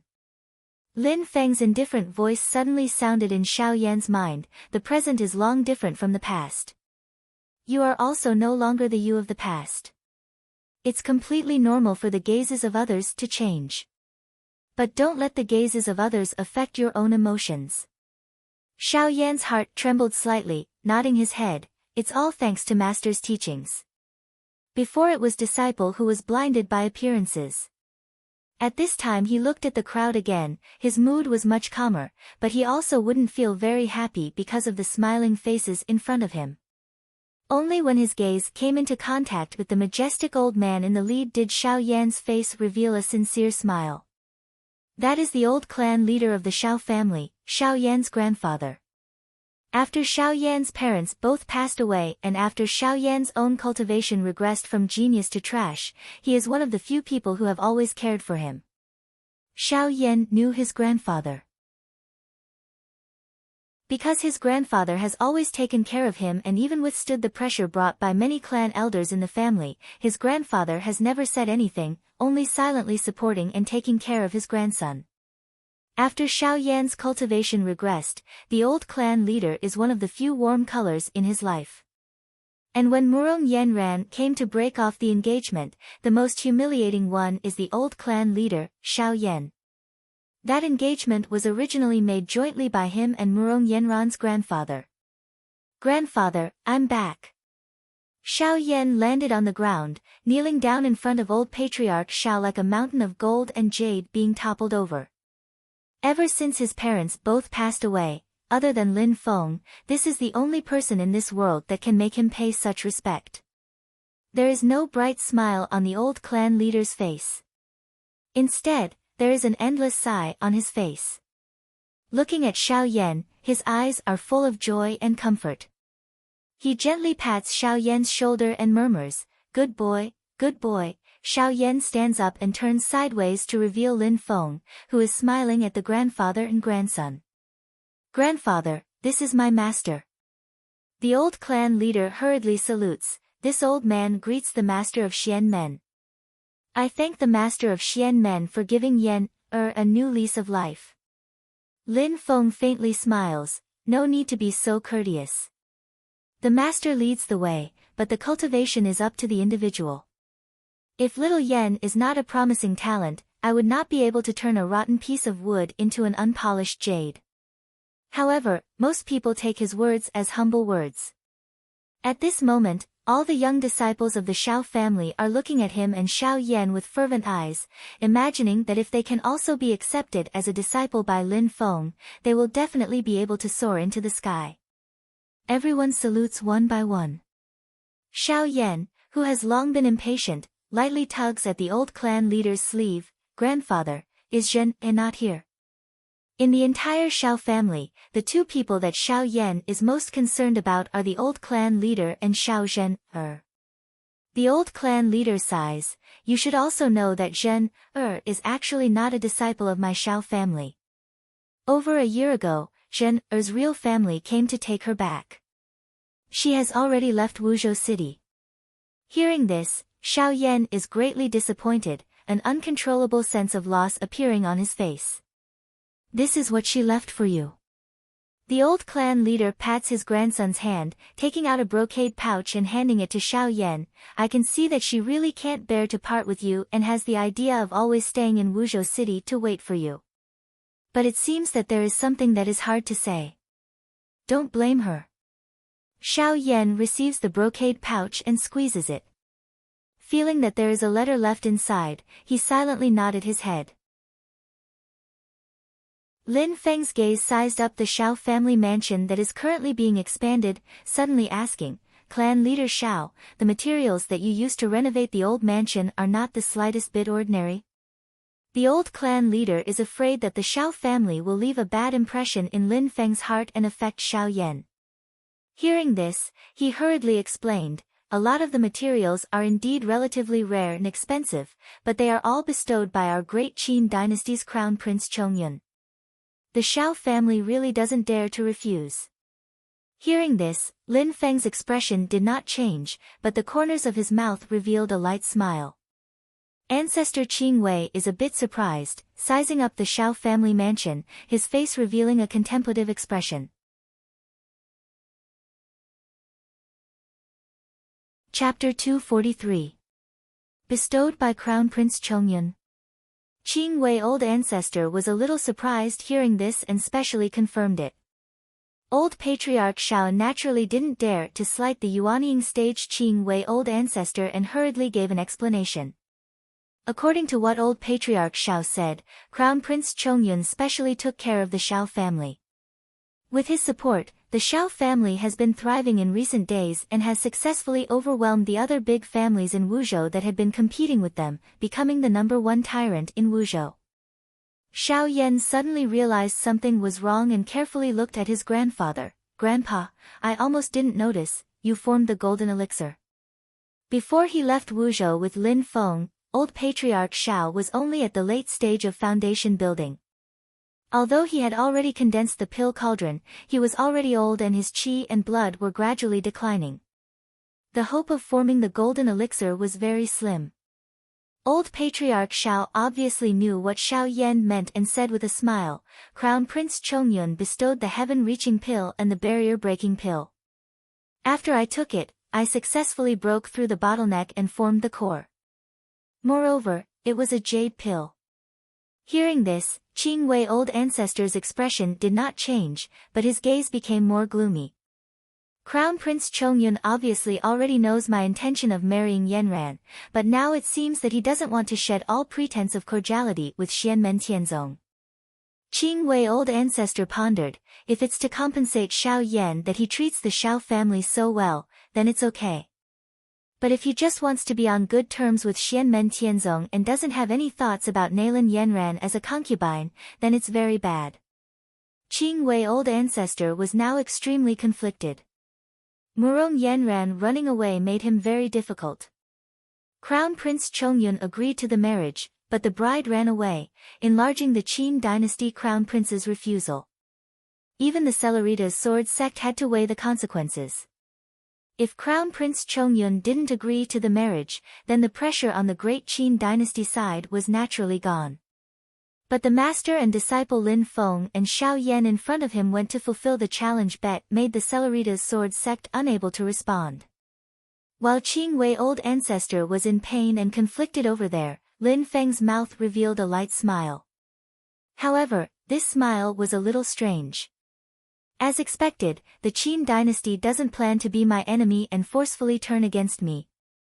It's just that I originally thought it was the idea of their new prime minister. Lin Feng was slightly confused. Why would it be the order of Crown Prince Chongyun? The information that Lin Feng had gathered from all sorts of sources had vividly formed the image of the great Qin dynasty's crown prince, Chongyun. Arrogant, domineering, stubborn, possessive, and unwilling to give up until he achieved his goal. Strictly speaking, even in the cultivation world, such personality characteristics did not meet the requirements of the public for a crown prince. If it wasn't for the fact that the Qin emperor only had one son, it would have been difficult for the crown prince of Chongyun to become the crown prince. Combining the information from various sources, Crown Prince Chongyun had always been like this for many years. Basically, the possibility that he was putting on an act to disguise himself had been eliminated. Now, he was obviously trying to befriend Xianmen Tianzong, which was a huge contrast to his previous behavior. This made Lin Feng a bit curious. Interesting, what is this kid planning? Already decided to take Murong Yanran as a concubine, so to appease and compensate Xiao Yan? Or could it be that he never had any plans to form a marriage alliance with the Celeritas sword sect and instead wants to get on good terms with Xianmen Tianzong? Interesting. Lin Feng faintly smiled. He came to Wuzhou City to see the Xiao family's situation and from there be able to judge the great Qin dynasty's attitude. But looking at it now, there was still a bit of a confusing feeling. If Crown Prince Chongyun had already decided to take Murong Yanran as a concubine and voluntarily took on the conflict of the Celeritas sword sect, then Lin Feng definitely wouldn't send Murong Yanran back. The Celeritas sword sect stood Crown Prince Chongyun up, so let the two of them slowly bite each other. But if Crown Prince Chongyun originally didn't plan to take Murong Yanran as a concubine, then Murong Yanran's disappearance instead satisfied his intentions. When the time comes when facing the Celeritas sword sect that has a guilty conscience, as long as he appropriately shows off his magnanimity, he can make the Celeritas sword sect lean towards him even more. There seemed to be a layer of fog in front of Lin Feng, and in the depths of the fog there seemed to be a pair of faintly discernible eyes carefully observing him. Wu Qingru, that new prime minister of the great Qin dynasty. Lin Feng gave a light laugh, gradually making a plan in his heart. You have 1,000 plans, I have an old idea, let's wait and see. Like what Xiao Yan said, they were just passing by Wuzhou City. After staying in Wuzhou for a short while, Xiao Yan once again said goodbye to old clan leader Xiao and followed Lin Feng and Qing A old ancestor towards the Celeritas sword sect's cloud-traversing peak. Seeing that they were getting closer and closer to the cloud-traversing peak, Qing A's old ancestor also became more and more anxious. Suddenly, his face revealed an expression of astonishment. Thinking that it was because he was too anxious that his mind became absent-minded, Qing A's old ancestor once again released his divine sense. After searching carefully, he couldn't help but be even more astonished. The old man suddenly discovered that the Murong Yenran that he had been searching for a few days was actually on a small mountain near the cloud-traversing peak, right under the eyes of the Cellerita's sword sect. It's just that she seemed to have fallen into a coma, her mind not clear. Qing A's old ancestor secretly glanced at Lin Feng beside him, seeing that Lin Feng's expression was as usual, as if he didn't notice anything. Even though his heart was full of question marks, Qing A's old ancestor still let out a light sigh of relief, splitting out a bit of mana to that small mountain and sweeping up Murong Yenran. While Qing A's old ancestor introduced the various sceneries on the cloud-traversing peak to Lin Feng and his disciple as if nothing had happened, at the same time he released a bit of sword energy to wake Murong Yenran up from her deep sleep. Murong Yenran woke up, opening her eyes to a green color. In the green mist of the mana space, a wisp of Qing A's old ancestor's soul appeared, projecting a ray of light, looking at her expressionlessly. Disciple greets Grandmaster. Murong Yenran bowed down gracefully. Qing A's old ancestor said lightly, if you don't want to marry into the royal family, just tell Tong Ling or me, I won't force you. Murong Yenran had completely recovered her calmness at this moment, saying softly, disciple was bewitched before, now I've figured it out. I'm willing to accept all the punishment for the mistakes I made before. Qing A's old ancestor shook his head. As long as Murong Yenran was found, the matter of punishment or not could be discussed later. What he cared about now was another matter. Tell me everything that happened after you left the cloud-traversing peak in full detail. Lin Feng didn't erase Murong Yenran's memory and consciousness of seeing him. Doing so was likely to hurt Murong Yenran's soul, and it would leave traces, which would be seen by others. Even if Qing A's old ancestor couldn't see it, Flashing Light Sword Venerable who had cultivated the primordial spirit would definitely be able to see it. Lin Feng already had his own plan in mind, so he didn't care that the Cellerita's sword sect knew the whole story. As for the Cellerita's sword sect would wonder why he sent Murong Yenran back, let them waste their brains to guess. Qing A's old ancestor now felt that his head was hurting.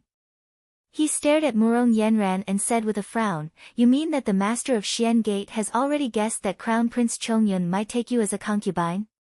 Even so, he still let you go.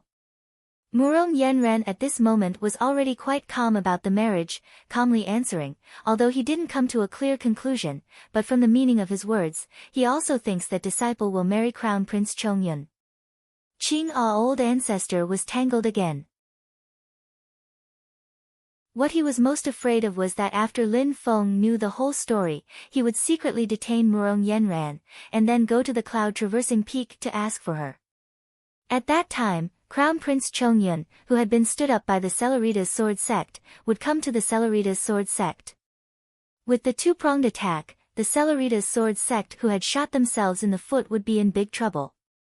But now Lin Feng actually took the initiative to let Murong Yenran back, which made Qing A's old ancestor unable to figure it out.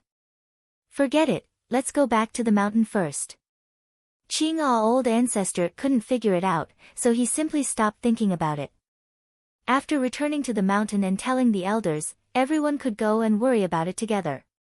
Lin Feng clearly knew that Qing A's old ancestor secretly took back Murong Yenran's little action. The corner of his mouth revealed a light smile, looking at the distant horizon, that is the cloud-traversing peak, right? In the distance, between the rolling mountains, a pale golden mountain silently floated above the mountains. Unlike the other mountains that gave off a majestic and steady feeling, the light golden mountain peak was more like a floating cloud. The cliffs and rocks at the edge of the mountain peak could even be seen changing shape. But inside that cloud-shaped mountain peak, Lin Feng could faintly feel a sharp sword intent, changing unpredictably yet showing off its edge. Between the rolling and unfolding clouds, there seemed to be infinite sword light flashing dazzlingly. Qing'ao old ancestor smiled and said, "This is the location of the Dark Cloud sect, Cloud Traversing Peak, sect leader Lin, please." Before his voice died away, endless clouds and mist suddenly emerged on the Cloud Traversing Peak. Immediately after, the clouds and mist dispersed to both sides, as if the clouds were parted to see the sun. A golden staircase extended out from the Cloud Traversing Peak and came to the front of Lin Feng and the others. At the other end of the staircase stood 7 people, tall and short, fat and thin, men and women. But without exception, a terrifying mana fluctuation flowed all over their bodies, as if they could tear the void at any time. They didn't show the slightest aggressiveness, all the sword chi on their bodies were restrained, but just standing there gave people a huge visual impact. 7 Yuanying old ancestors personally came to greet the sect. Not only did they want to treat Lin Feng courteously, but they also wanted to show off their strength. At least as far as Lin Feng knew, the Yuanying stage cultivators of the Celeritas sword sect were not only the 7 people in front of him, plus the 8 old ancestors beside him. Lin Feng looked up and saw that they seemed to be one with the void, real and illusory. This was the characteristic of those who had practiced the Celeritas sword sect's Dao technique to an extremely high realm. What made Lin Feng even more concerned was that on the Cloud Traversing Peak, there was vaguely an extremely valiant will that was constantly paying attention to him. That valiant will made Lin Feng feel a sense of uneasiness and fear rise from the bottom of his heart. Without a doubt, the only person in the Celeritas sword sect who could give him pressure was the primordial spirit realm Celeritas sword lord. Among the 7 Yuanying old ancestors who came to greet the sect, a middle-aged scholarly-looking old ancestor in the middle smiled and said, "The master of Xian Gate has graced us with your presence, the entire hidden sect is honored by your presence. The master of the hidden sect is currently waiting on the Cloud Traversing Peak and specially ordered us to come and greet the master of Xian Gate. If we have been impolite, I hope that the Xian Gate does not take offense." Lin Feng faintly smiled, but his body did not move. Instead he looked towards the little guy beside him. The little guy immediately understood Lin Feng's meaning, chuckling and walking forward first.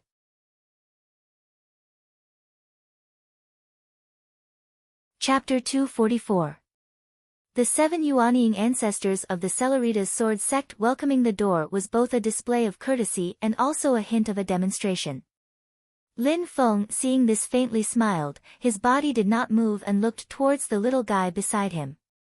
The little guy immediately understood his master's meaning, laughing mischievously, the tip of his feet lightly tapping Black Dragon Jiayu below. Lin Feng, Xiao Yan, Tunten and Yu Hongyan all came down from Jiayu's body. The little guy alone urged Black Dragon Jiayu to step onto the stairs completely made of transparent golden light leading to the Xingyan Peak. The little guy's voice at the moment had not started to change, his child's voice was still clear and pleasant to listen to. Xianmen Tianzong disciple Shi Tianhao thanks the seniors of the Celeritas sword sect on behalf of my master, and also greets the flowing light sword god. Jiayu did not say anything, his body landing on the golden light stairs, and with a low roar, a vast dragon's might rolled over, directly causing the golden light stairs to violently shake like water waves. The dragon race's innate talent is a level higher than others. Jiayu, who has already formed a demon nascent soul and achieved the position of demon king, facing the 7 great Yuanying ancestors of the Celeritas sword sect, he did not show any fear. At the other end of the stairs, a Yuanying ancestor of the Celeritas sword sect revealed a look of dissatisfaction when he saw the situation. The middle-aged scholar-like ancestor beside him slightly shook his head, transmitting, "Don't fall behind." Jiayu's actions seemed impolite, but in reality he left some leeway. He had the ability to completely shatter the golden light stairs with one foot, but he did not do so. "Senior brother Ziyun, we also don't let people look down on us." The only female ancestor among the 7 opened her mouth and said indifferently. As she spoke, her feet lightly stomped and her magic power poured into the golden light stairs. The swaying golden light immediately stabilized, Jiayu's pair of dragon eyes slightly narrowed. He discovered that no matter how much force he used, the golden light stairs remained stable and did not move. Lin Feng saw this and laughed in his heart, middle Yuanying cultivator, huh? If that's the case, in terms of magic power he indeed surpasses Jiayu, who has just formed a demon nascent soul. But Jiayu's forte lies in physical strength. In actual combat it is still hard to say who will win and who will lose. The specialty of early Yuanying cultivators was to comprehend some of the mysteries of space and form Yuanying. As for the Yuanying middle stage cultivators, they began to absorb the 9 heavens pure qi into their bodies, further enhancing their magic power and nourishing the Yuanying. When Yuanying reached a certain level of power, cultivators could start to try to condense the Dharma idol of heaven and earth and cultivate the Dharma idol of heaven and earth, reaching the late stage of Yuanying. This female Yuanying ancestor of the Celeritas sword sect is a middle-stage Yuanying cultivator who has already guided the clear qi of the 9 heavens into her body to nourish. Tiny Tot, who was on Jiayu's body, smiled and cupped his fists. Xianmen Tianzong disciple Shi Tianhao greets the 7 seniors. As he spoke, the 9 orifices of the golden elixir formed a world of its own, violently absorbing and spitting out spiritual energy. A vast and majestic aura rolled over, even Yuanying cultivators raised their eyebrows. The eyes of the middle-aged scholar like Ancestor Violet Cloud flashed as he thought to himself, the green mist didn't exaggerate, this kid's strength is indeed blessed by the heavens. If he has the assistance of a Yuanying magic tool, he can indeed fight against a Yuanying cultivator. He's still only at the early stage golden elixir, he still can't truly use the vast amount of spiritual energy in nature, otherwise his magic power would be even more shocking. When he reaches the middle stage golden elixir, not to mention other things, just based on the total amount of magic power, I'm afraid he will already be comparable to a Yuanying cultivator. Ancestor Violet Cloud slightly frowned, not cultivating the primordial true water and still able to have such powerful magic power, it's really rare. I heard that Xiao Yan's strength is not the slightest bit below him. This time my Celeritas sword sect has really run into a problem. On their side, together with Ancestor Qing Wei, they set up a formation of 8 Yuanying cultivators. The other side only sent out 1 person and 1 dragon, and this momentum was offset. Indeed, Jiayu was only at the early stage Demon King and had just formed his nascent soul, but he was from the dragon race.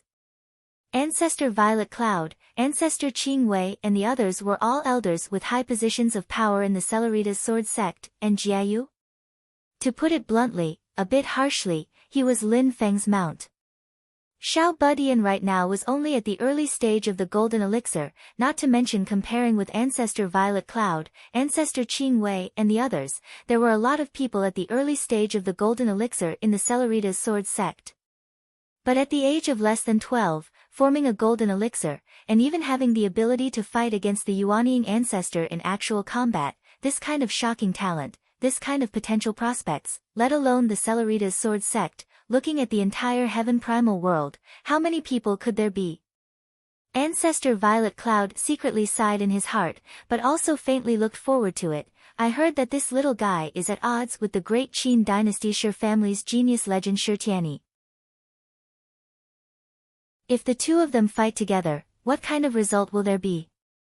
In all fairness, what made the big shots of the Celeritas sword sect fear and value was Xiao Budian's potential. Even though his current strength also brought pressure to the group of Yuanying ancestors, but it was still within the scope of what they could handle. Xiao Budian was currently still in his own growth period, and geniuses who die prematurely will never be true geniuses. The Xiao Yan who recently gave the entire Celeritas sword sect endless headaches was also the same logic. But as soon as the few Yuanying ancestors looked at the calmly smiling Lin Feng standing in the clouds, they all sighed together. This person was the key. With a master like this protecting, ordinary people shouldn't think of killing Xiao Budian, Xiao Yan, and the rest before they matured. The only female among the 7 people, Ancestor Crimson Cloud slightly shook her head, exchanging a glance with Ancestor Violet Cloud, both smiling bitterly in their hearts. Lin Feng personally brought Xiao Yan to settle the score. From top to bottom, it wasn't that the Celeritas sword sect didn't think of a bloody battle, leaving behind this pair of master and disciple together. In any case, they were overseeing the cloud-traversing peak's home ground, waiting for Xiao Yan to exhaust himself. Even if Lin Feng had the ability to fight Sword Venerable Flowing Light, if he dared to attack the Cellerita's Sword Sex Mountain Gate, he would only be able to walk the path of nursing a grievance. Relying on the cloud-traversing peak's geographical advantage and unleashing the power of their sex mountain protecting Grand Formation to the limit, Sword Venerable Flowing Light did not fear all enemies of the same level of cultivation. But only facing Lin Feng, the Cellerita's sword sect from top to bottom no longer had absolute confidence. On one hand, Lin Feng's own cultivation was unfathomable from beginning to end. Outsiders were all unable to figure out his details. On the other hand, Yujing Mountain could travel through time. Once Sword Venerable Flowing Light wanted to take advantage of the terrain, Lin Feng only needed to think and he would be able to summon Yujing Mountain over. At that time, the result would be the Mountain Gate Grand Formation clashing against the Mountain Gate Grand Formation. In some sense, Lin Feng could be counted as the person least afraid of going deep into the hinterland of other people's Mountain Gate. Any geographical home ground advantage did not exist in front of him, because he could instantly turn the opponent's home ground into a neutral ground. So much so that he could even turn the original away ground into his own home ground. Those who come from afar are guests.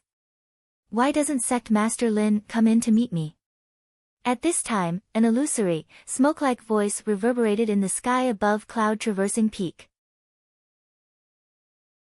Within the indifferent tone, it faintly carried a piercing sharpness. Lin Feng smiled faintly, Sect Master Flowing Light is too polite. Finished speaking, with a roll of his sleeve, he had already directly passed through the boundless clouds, bringing along Xiao Budian, Xiao Yan, and the others to land on cloud-traversing peak together. At the summit of cloud-traversing peak, an exquisite hall stood towering between the clouds and mist. At the entrance of the hall, a white-clothed middle-aged man was currently standing there silently, his gaze looking straight at Lin Feng who landed on the empty ground in front of the hall. Lin Feng's expression was calm, also currently sizing up this white-clothed middle-aged man. Only to see that this person's face was like a crown jade, black hair like a waterfall, looking to be no more than 40 years old. Only the two sides of his temples had 2 strands of snow-white hair hanging down. His eyes were filled with dignity. Even if he had never seen him before, Lin Feng could also be sure that this white-clothed middle-aged man was the Cellerita's Sword Sect's current sect master, a big shot who had already achieved primordial spirit and achieved Tao and longevity, Cellerita's Sword Lord Flowing Light. This person also did not reveal any special aura or mana aura, but just by standing there, he seemed to faintly merge with heaven and earth, but also transcend and independent of heaven and earth. Lin Feng looked at him, and actually had a feeling that he could not grasp his specific position.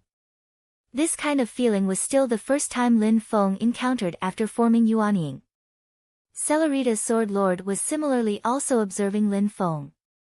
What made him mind was that with his realm, he actually also could not see through the depth of Lin Feng's cultivation. Lin Feng of course could not be an ordinary person who completely did not cultivate Tao techniques, but reaching the primordial spirit realm, all magic tools or spells that conceal cultivation were already useless. Sect Master Lin coming to my cloud-traversing peak this time is for the bet between your sect's disciples. Cellerita's Sword Lord Flowing Light's tone was calm, but his words did not conceal in the slightest, fully reflecting the characteristics of a sword cultivator, showing off his ability. Reaching his realm, there was indeed no need for any false words or concealment. Everything was according to his heart, straightforward. Lin Feng did not stand on ceremony either, saying faintly with a smile, I wonder what instructions Sect Master Flowing Light has for me.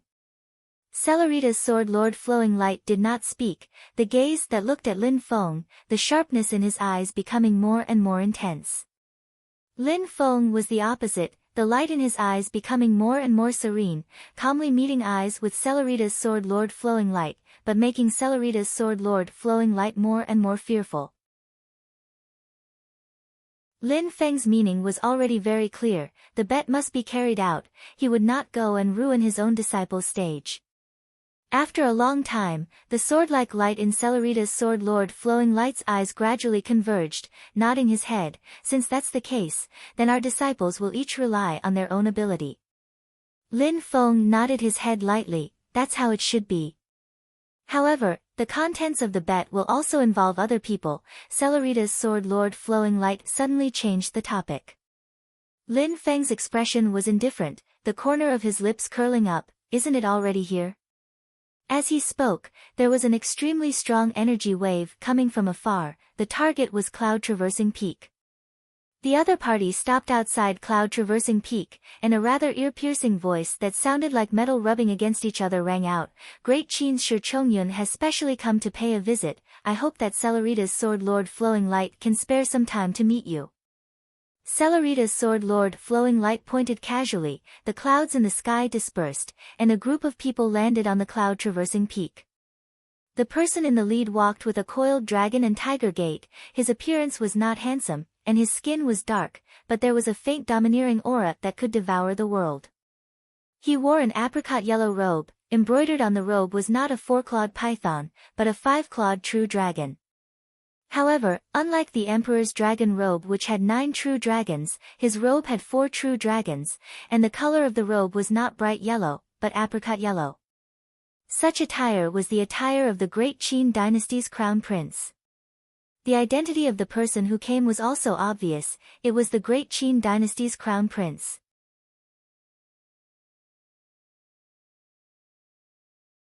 Chapter 245.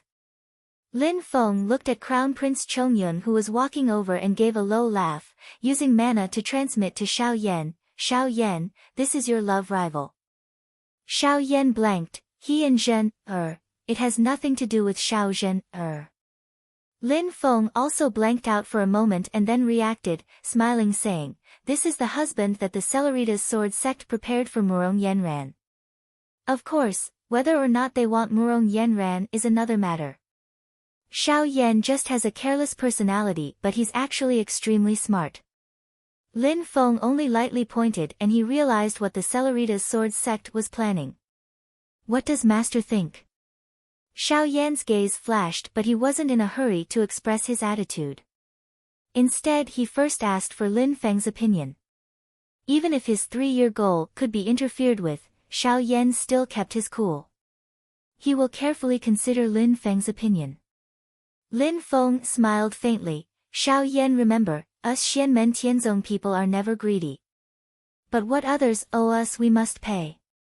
Xiao Yan thought for a moment. Wuzhou City, Lin Feng answered, it might not be the handiwork of this Crown Prince Chongyun, it's very possible that someone else borrowed his name. Hearing that, Xiao Yan instantly smiled. With Master's words I can rest assured. Lin Feng, while communicating with Xiao Yan using mana to transmit his voice, he was also observing Crown Prince Chongyun and his party. As the heir of the Qin dynasty, no matter what Crown Prince Chongyun's personality is like, at least his talent and strength are worthy of this identity and position. His true age naturally won't be like the young man on the surface, but it's definitely not too old.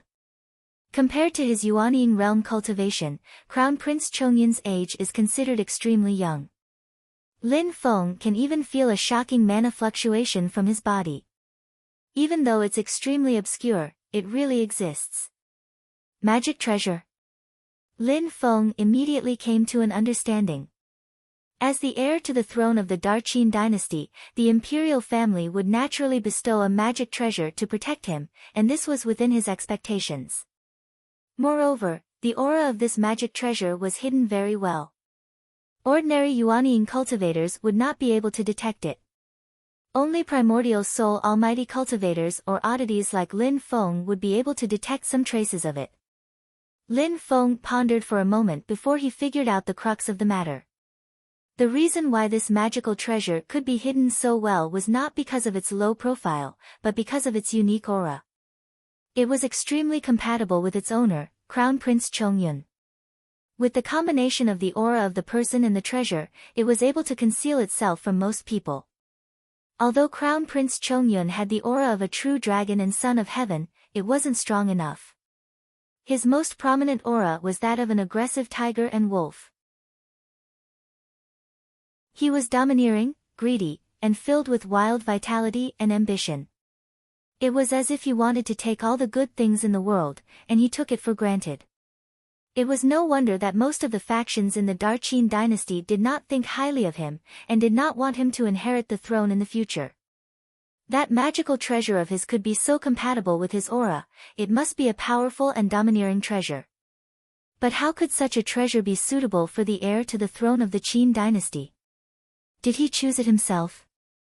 Lin Feng thought to himself, seems like there are many tricks to this, or does this person have other trump cards? Behind Crown Prince Chongyun was a group of servants in black armor. All of them were silent, but their powerful aura indicated that even the weakest among them was a cultivator of the golden elixir period. This Crown Prince Chongyun was quite generous to have all of his servants in the golden elixir period. However, all of them, including Crown Prince Chongyun himself, could only attract 30 to 40% of Lin Feng's attention. Most of his attention was placed on an elder beside Crown Prince Chongyun. Although this elder stood behind Crown Prince Chongyun, he did not look like a follower at all. He was quiet and indifferent. His long robe was embroidered with stars that shone brightly under the sunlight. The patterns of the stars looked like they were alive, revolving continuously, deriving the most profound principles of the universe. Although he stood at the top of Xingyun Peak, he seemed to have left this world, and was standing in the universe, looking down at the mortal world. Lin Feng's eyes narrowed, primordial spirit adept. This Crown Prince Chongyun actually has a primordial spirit adept as his bodyguard. This elder could not be Shi Chongyun's follower, even if Shi Chongyun was the heir to the throne of the Qin dynasty. The only possibility was that this elder was an esteemed expert of the Qin dynasty, and was entrusted by the Qin emperor to protect Shi Chongyun. Even the Qin emperor could not order a primordial spirit adept around, and could only ask for help. If one owed a favor, one had to return it. However, the Qin royal family was rich, and they could afford to return the favor. Swordsman Flowing Light also noticed this old man immediately, and he clearly recognized him. So it's fellow Daoist Star Do. Haven't you been resting in Western Tomb City all this time? Why have you decided to make a move this time? Dao Master Xing Do smiled, I haven't seen you for some time, brother Flowing Light. This time Crown Prince Chongyun is coming, so I volunteered to go with him. Then it's my honor. Swordsman Flowing Light nodded, and after greeting Crown Prince Chongyun, he turned to Lin Feng and said, Sect Master Lin, let me introduce you. This is the heir to the throne of the Qin dynasty, Crown Prince Chongyun, and this is Dao Master Xing Do. Crown Prince Chongyun looked at Lin Feng and the others, and then his eyes stopped on Yu Hongyan, and he did not hide his aggressive gaze. With Lin Feng blocking in front of him, his Yuanying stage aura could not pressure Yu Hongyan. Yu Hongyan fearlessly looked at him, his eyes were cold, and his red eyebrows were like two blood-stained swords. Crown Prince Chongyun smiled, and then looked at Lin Feng, and said with a voice that sounded like metal clashing, so this is Xianmen Tianzong, Sect Master Lin? I've heard a lot about you. Lin Feng did not look at this kind of person who felt good about himself, but looked at Dao Master Xing Do, nice to meet you. Crown Prince Chongyun suddenly frowned, and a gloomy and domineering aura leaked out, and looked at Lin Feng with an unfriendly expression. Dao Master Xing Do's expression did not change, and he glanced at Crown Prince Chongyun from the corner of his eyes, and said calmly, the name of the master of Xianmen has really resounded in my ears these days. There was a hint of sarcasm in his words, and how could Lin Feng not hear it? He smiled and said, I'll get used to it. Dao Master Xing Do's eyes suddenly lit up, as if starlight had exploded. He stared at Lin Feng for a moment, and nodded, I hope so. Crown Prince Chongyun stared at Lin Feng, and his aura became more and more unfriendly, but after a while, he had to shift his attention to the other side. Beside Lin Feng stood a youth dressed in purple with a black robe on the outside. He was looking at him with a smile that was not a smile. Crown Prince Chongyun looked at him from head to toe, and his eyes were cold and unfriendly. Xiao Yan looked at him with the same sneer. Crown Prince Chongyun turned to look at Lin Feng. You don't know any manners. Is this the disciple of Xianmen Tianzong? Lin Feng ignored him, and looked at swordsman Flowing Light. Those who should be here are here. When do we start? You. Crown Prince Chongyun raised his eyebrows, and just when he was about to speak, he was interrupted by Xiao Yan. We, Xianmen Tianzong, have always been well-mannered, but that's only for those who know how to behave, and we don't pay attention to those who are rude. Manners are not that cheap. Crown Prince Chongyun finally looked at Xiao Yan, but not because he had put away his pride. Before, he didn't put Xiao Yan in his eyes at all, and didn't take Xiao Yan's rudeness to heart, just like how a person wouldn't lower themselves to the level of a dog baring its teeth. But now, this baring dog was annoying him, and he was ready to kill this dog. Crown Prince Chongyun said coldly, Lord Lin, this disciple of yours is too noisy, I have no choice but to kill him. Xiao Yan snickered, with just you. As he spoke, both of his eyes lit up with dazzling flames, one golden, the other violet.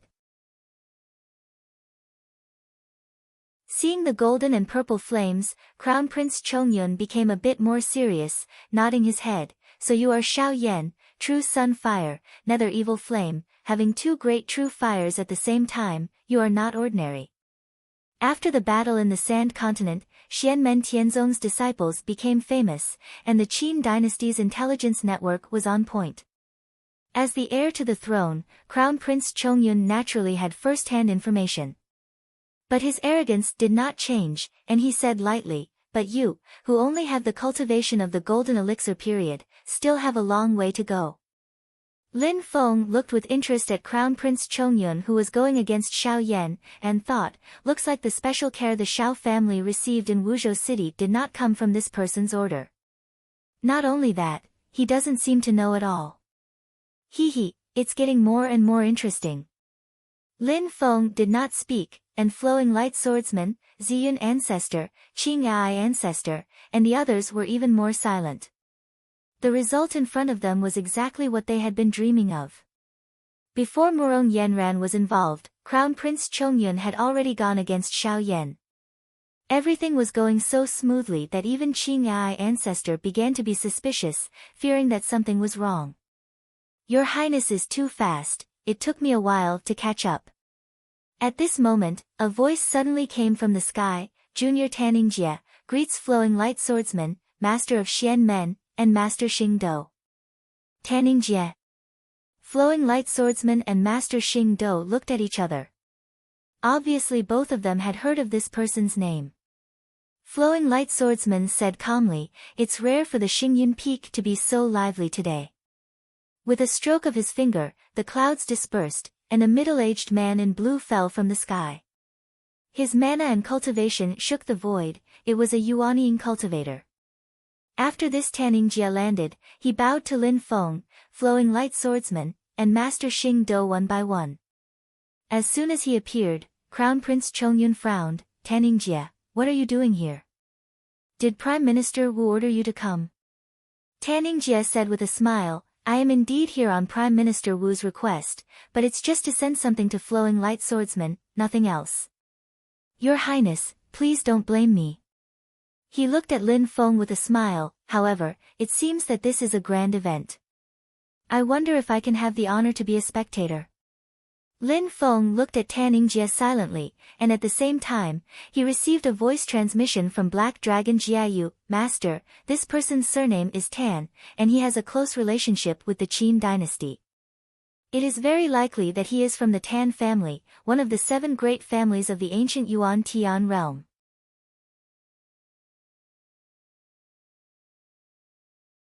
Chapter 246. Sect Master, this person's surname is Tan, and he has a close relationship with the Qin Empire. It's very likely that he's from the Tan family, one of the 7 great families of the ancient Yuan Heaven realm. Lin Feng's eyes narrowed when he received Jiayu's voice transmission. He had never heard of the Tan family, but he had heard of them in the ancient Yuan Heaven realm. The 2 main parts of the Great Heaven realm were the human world, known as the Divine Land, and the demon world, known as the Infinite Wasteland. Surrounding these two great thousand worlds, with them as the core, there were many alternate dimensions that together formed the complete great heaven primal world. Among them, there were dangerous spaces like the void battlefield that were desolate and chaotic, full of void storms. There were also many more stable spaces that were rich in spiritual energy and had a lot of precious lives or minerals. They were suitable for human beings or demons to cultivate and live in. These dimensions were usually called medium-class worlds. There were many of them, hidden in the void.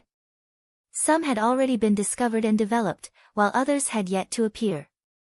Silently, they waited for the fated one. This was how the so-called myriad worlds came to be. After thousands of years of development, the population of the vast thousand realms had steadily increased, and there were more and more cultivators.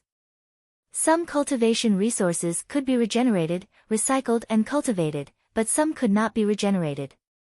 The more they were used, the less they would be used. Many heaven and earth treasures were already extinct in the vast land of the Divine Continent and Tianhuang mainland. But these things still existed in some medium-class worlds. Therefore, many sects in the vast thousand realms devoted themselves to developing them. The ancient Yuan heaven realm was a relatively large medium-class world, and it had been developed by human cultivators millions of years ago. That was why it was called an ancient realm. The 7 great clans of the ancient origin heaven realm were basically the representatives of the divine prefecture's major forces in the ancient origin heaven realm. For example, Tanningjie's Tan family represented the interests of the Qin Empire in the ancient Yuan heaven realm. Many cultivation resources in the ancient Yuan heaven realm were supplied to the Qin Empire in the Divine Land through the Tan family. This person claims to be here on Wu Qingruo's orders. It seems that Wu Qingru has indeed gained a foothold in the Qin Empire. She can even mobilize the Qin Empire's forces in the outer realms. Tanningjie was polite, but Lin Feng did not look down on him. There were many extinct resources in the Divine Land, but the outer realms often had their own unique spatial laws. Although the ancient Yuan-Tian realm could also create all things, strangely enough, there was no tribulation thunder.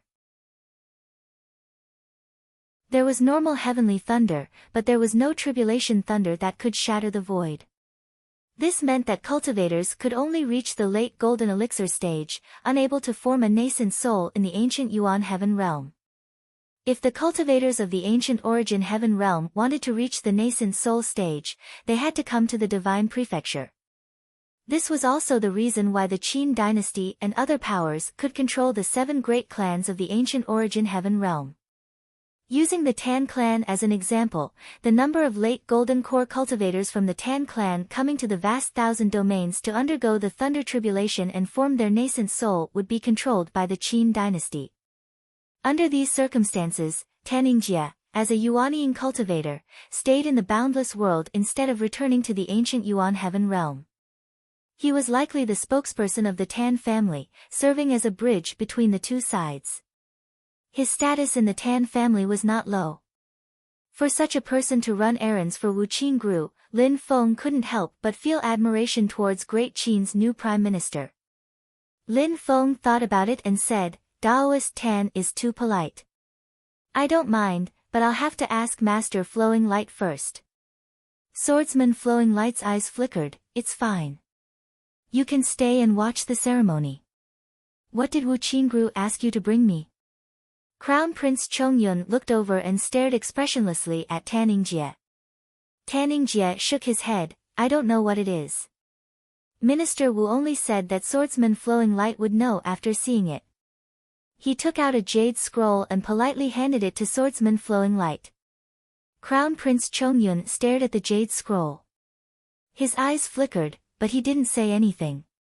Swordsman Flowing Light's movements paused for a moment. After a moment of silence, he nodded. "I'll consider his suggestion. I'll give him an answer later."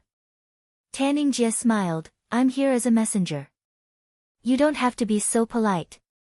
He glanced at Lin Feng and smiled. "I'm here for another matter.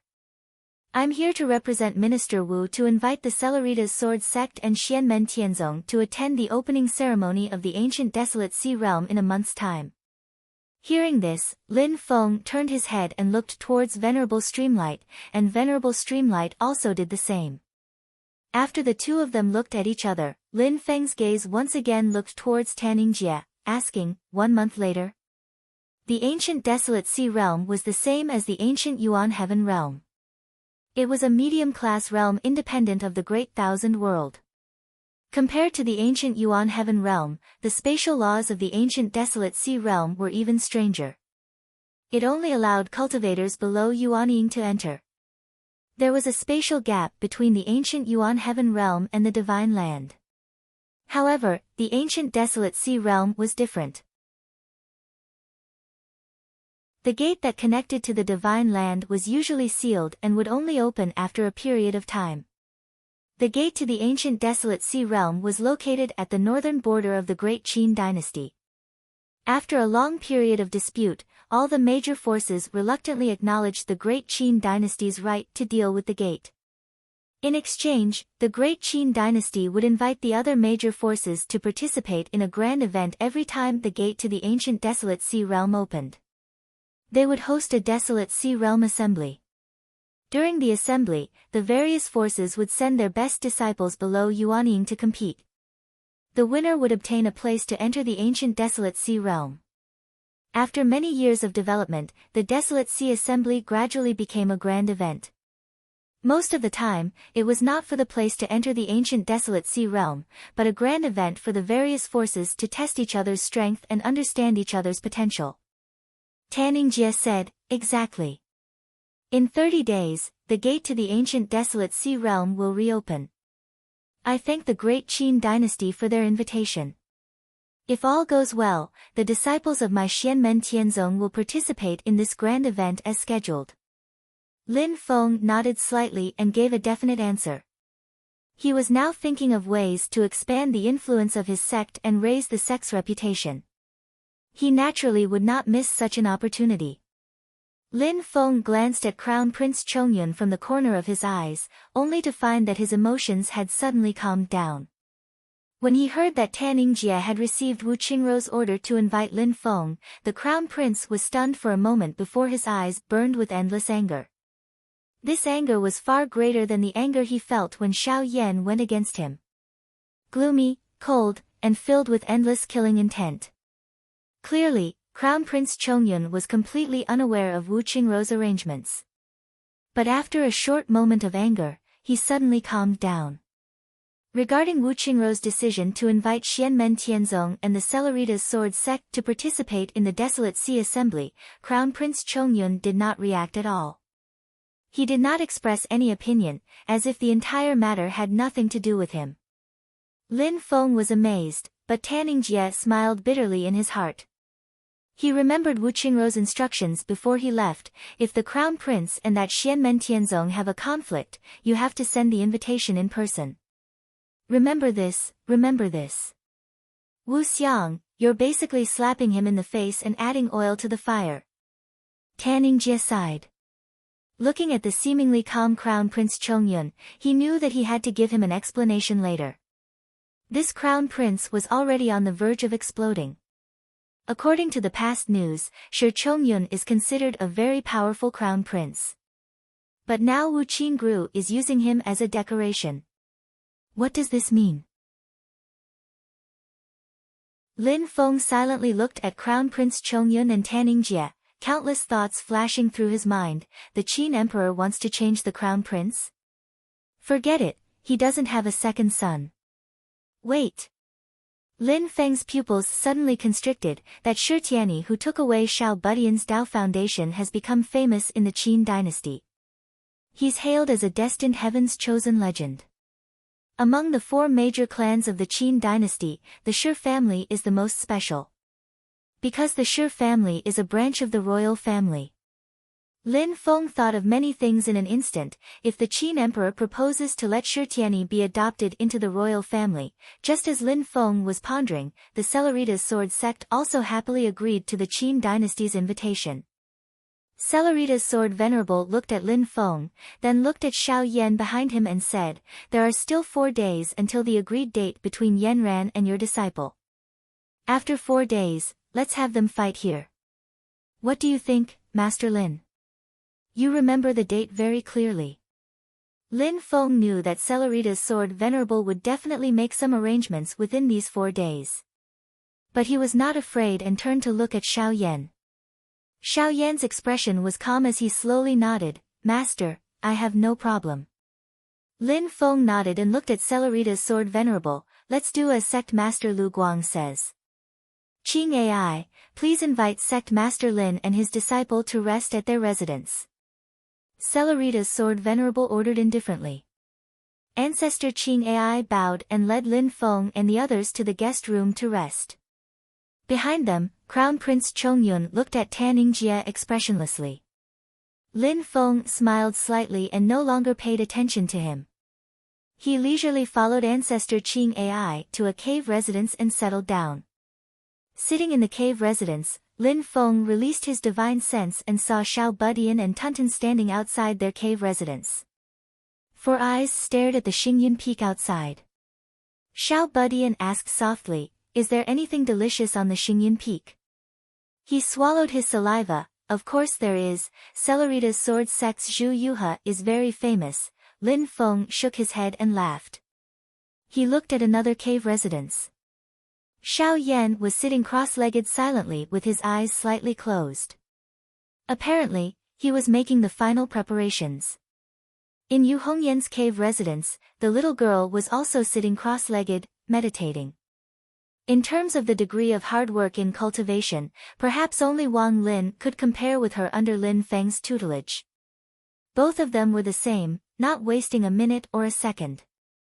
After nightfall, Lin Feng, who was resting in the cave residence, suddenly felt something and sneered, do you want to die? In the middle of the night, one of Shi Chongyun's attendants came to the outside of Yu Hongyan's cave residence.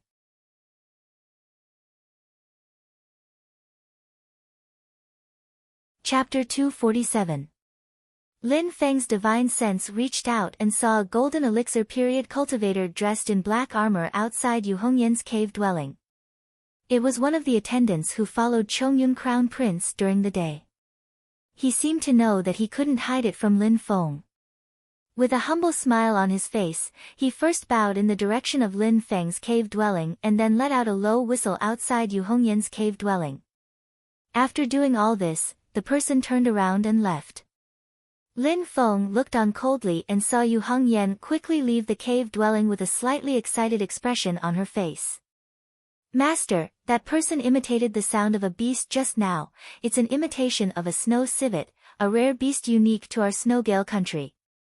That person might be a compatriot of our Snowgale country.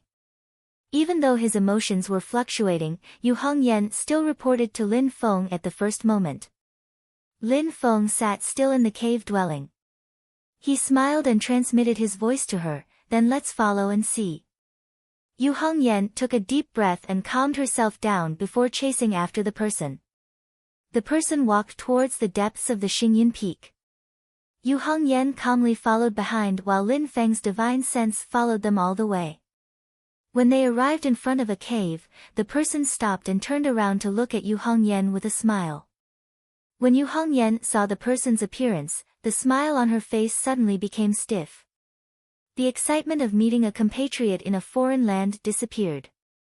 She looked coldly at the middle-aged man in front of her. Isn't this Mr. Wang Jiannan? When Dog Zhou invaded our Snowgale country, you were the first to submit to him. Why are you now working for the great Qin Empire? Could it be that even Dog Zhou can't tolerate a traitor like you who betrays his compatriots? Yu Hongyan's style of speaking was the same as her fighting style. Straightforward, leaving no room for negotiation. She was no stranger to Wang Jiannan. He was even the first teacher of her and her brother Yu Hongfeng. But because of this, she hated him even more. Even though Wang Jiannan was mentally prepared, his face still turned red. However, he quickly adjusted his emotions and smiled at Yu Hongyan. Hongyan, you misunderstood. You were still young at the time, so there were many things you didn't know. When the great Zhou dynasty invaded Snowgale, I was indeed among the first batch of people to join them. But that was just feigning civility. My heart has always been on the side of Snowgale. Joining the great Zhou dynasty's camp was just a method to better serve my true goal. Wang Jiannan spoke frankly with assurance. Unfortunately, it didn't work in the end. Snowgale country was still destroyed, so I couldn't continue serving the Zhou Empire. The Zhou Empire is powerful. This is an objective fact. If we want to avenge Snowgale and restore our country, we need external help. The Great Qin Empire is the most suitable help. Seeing that Yu Hongyan didn't speak, he thought that Yu Hongyan was moved by him. He quickly struck while the iron was hot. Hongyan, there is a good opportunity before us. Crown Prince Chongyun will definitely inherit the throne. With his help, we will have the hope to restore our country. Yu Hongyan interrupted him coldly. Why would he help us? Wang Jiannan smiled. Hongyan, I have to say, this is your good fortune. Crown Prince Chongyun had the intention to marry you when he saw you today. Although he already has a concubine, the concubine position is still empty. Suddenly, Yu Hongyan burst into a burst of laughter, his body shaking like a flower. Wang Jiannan's expression slowly changed because he couldn't hear any joy from Yu Hongyan's laughter. Instead, it sounded bitter and resentful. Yu Hongyan suddenly stopped laughing and looked at Wang Jiannan coldly. He said calmly and coldly, Wang Jiannan, I appreciate your master's good intentions. However, Yu Hongyan is just an ordinary person. I don't deserve your respect.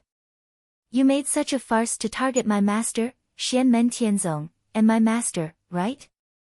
Yu Hongyan raised his head and looked at the dark sky. Meeting an old friend in a foreign land should be a happy event. Who knew that we are already strangers, or even enemies? You can fool ghosts with your lies. Yu Hongyan said coldly, Wang Jiannan, leave. I will let this matter go. It is not because you are an old friend, but because this is the Xingyin Peak. It is not convenient for me to fight with you. Wang Jiannan's expression changed slightly. Hongyan, Yu Hongyan said silently, scram. Yu Hongyan, don't be so ungrateful. Wang Jiannan's face showed anger. As a golden elixir period cultivator, he was being disrespected by a foundation establishment stage cultivator, who was also his former student. Whether it was in terms of strength or mentality, Wang Jiannan couldn't suppress his anger. He was not outstanding among the subordinates of Crown Prince Chongyun. It was not easy for him to make a connection with Yu Hongyan and wanted to make a contribution. However, he failed on the verge of success. Yu Hongyan did not give him any face at all, which made him a little angry. Looking at Wang Jiannan coldly, Yu Hongyan's face was expressionless. His reply was still only one word. Scram. Think about what happened today carefully. But don't blame me for not warning you. Crown Prince Chongyun won't wait for you for long. Wang Jiannan stared at Yu Hongyan. After a long while, he finally suppressed his anger and said patiently. Scram. Yu Hongyan glared at him. Red flames danced in his eyes. You. Wang Jiannan flung his sleeves and walked away with a pale face. Yu Hongyan stared at Wang Jiannan's back. His fists were already clenched. After a long while, he said hoarsely, Master, I want to kill him. Lin Feng's figure stepped out from the void beside her. He said calmly, Don't be impatient. I will give you the chance very soon. He turned to look at Yu Hongyan. Are you more disappointed or angry? Yu Hongyan pursed his lips and sighed after a long while, disappointed.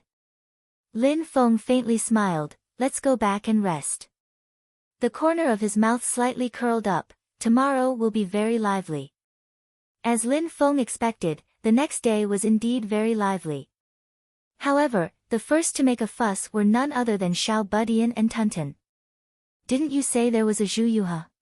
Why can't I see one? Xiao Budian complained while roasting a piece of snake meat on the fire. It was the jade cloudhorn snake they had caught earlier. Tunton curled his lips, I caught it outside. Now that it's on the cloud-traversing peak, there must be a special place for it to be raised. The cloud-traversing peak is such a big place. I don't know where it is exactly. She also grabbed a small branch and roasted the snake meat.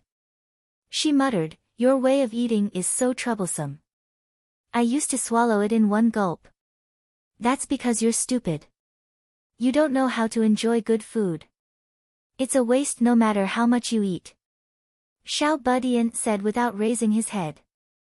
Seeing that the snake meat in his hand was done, he hurriedly raised it in front of Lin Feng with a flattering expression, Master, try it first. Lin Feng looked at him with a smile that was not a smile. Oh, why did you think of showing filial piety to your master today? Didn't you always take care of yourself first in the past? Xiao Budian's skin was also thick. Hearing this, he giggled, the things in the past weren't good enough. Today's jade cloud horn snake smells really good. Lin Feng took the snake meat and said with a smile, all right, what do you want to do? Say it. Master, you really understand me. Xiao Budian scratched the back of his head and said with a smile, Master, can you ask the people from the Celeritas sword sect where they raise their Zhuyuha? Lin Feng said, can't you ask yourself? I've already asked. Saying this, Xiao Budian glared at Tunton in dissatisfaction, but this guy exposed himself. They know he's a Taotai and won't tell me the location of the Zhuyuha no matter what. Hearing this, Tunton curled his lips and didn't say anything. Clearly, he was also very regretful. I originally thought that alerting the enemy was also good.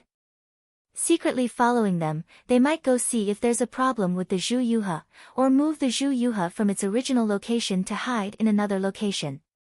Xiao Budian said in annoyance, who knew that this Celeritas sword sect has an expert who can really keep his cool. I squatted for half a day and still couldn't find the specific place where they raise the Zhuyuha. At the side, Xiao Yan and Yu Hongyan, as well as Jiayu, couldn't help but laugh. Xiao Yan patted Xiao Budian's shoulder, you glutton, you're just stubborn enough and smart enough when it comes to eating. Yu Hongyan glanced at Lin Feng, since you guys have already been exposed, even if Master goes to ask, I'm afraid it wouldn't be too good. Xiao Budian smiled and said, fourth senior sister, words can't be said like this. They can refuse to tell me, but if Master says that he wants to see the Zhuyuha, the Celeritas sword sect can't give him face. Yu Hongyan smiled, she naturally knew that if Lin Feng opened his mouth to ask, the Celeritas sword sect would definitely have to answer, but wouldn't that sweep Lin Feng into the ranks of foodies? Xiao Budian actually also understood this logic, so he looked at Lin Feng rather embarrassedly. Lin Feng lightly smiled, poking the little guy's forehead, no need for Master to say, you also don't need to be anxious. Before long, the Celeritas sword sect will take the initiative to deliver themselves to our doorstep. Xiao Budian's eyes lit up. Just at this time, a voice suddenly sounded out from outside the cave. Celeritas sword sect disciple Zhao Yan has specially come to pay a visit to the junior brothers of Xianmen Tianzong. Xiao Yan and the others glanced at each other, all somewhat baffled. Looking at Lin Feng indifferently said, aren't they here? Master, who is this person? Xiao Budian's eyes swiveled around. Thinking about it, he knew that it was impossible for the Celeritas sword sect disciples to take the initiative to send the Zhuyuha for him to eat. After Yu Hongyan carefully recalled for a bit, he said, Zhao Yan, I have an impression of this name. He seems to be the most outstanding genius of the Celeritas sword sect's younger generation disciples. A little over 100 years old and already at the late stage of the golden elixir stage. Everyone is optimistic that he will form the Yuanying stage within 100 years, and is quite famous in the entire divine land. Xiao Yan's gaze flashed, looking at Lin Feng, Master, this guy is here to look for trouble. Lin Feng casually said, Celeritas sword venerable should disdain to do this kind of petty action, it might be the idea of the Yuanying stage elders in the Celeritas sword sect. Xiao Yan chuckled, saying to Xiao Budian and Yu Hongyan, since he came to our doorstep, then let's welcome him together.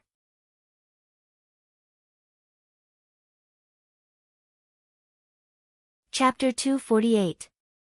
Lin Feng sat upright in the cave and did not move, but his attention still fell on Xiao Yan and the others. Looking at the high-spirited Xiao Yan who did not lose his cool and calm, Lin Feng sighed endlessly in his heart. 3 years of hard work, 3 years of waiting, 3 years of perseverance, it could be said that it was all for this trip to the cloud-traversing peak. This will be the first battle where Xiao Yan officially steps onto the path of legend. Lin Feng clearly saw through the Cellerita's sword sect's thoughts. It was nothing more than wanting to use their own genius disciples to first test Xiao Yan's drive and morale. But in Lin Feng's view this is nothing more than futile self-righteousness. Xianmen Tianzong disciples, invincible in the same realm, this is not a gimmick and slogan that he came up with. Lin Feng looked at Xiao Yan and the rest of the Cellerita's sword sect elites outside the cave, smiling somewhat maliciously. I hope the final result is not to beat you guys until you completely lose your confidence. The current Xiao Yan will not allow anyone to disturb the 3-year battle agreement between him and Murong Yenran. Even Crown Prince Chongyun cannot. In terms of status, that is the heir to the Qin dynasty. In terms of cultivation, that is a Yuanying stage cultivator. In terms of strength, he still has magic treasures to protect himself. But he cannot either. In front of the chosen one's path of destiny, that is all trash.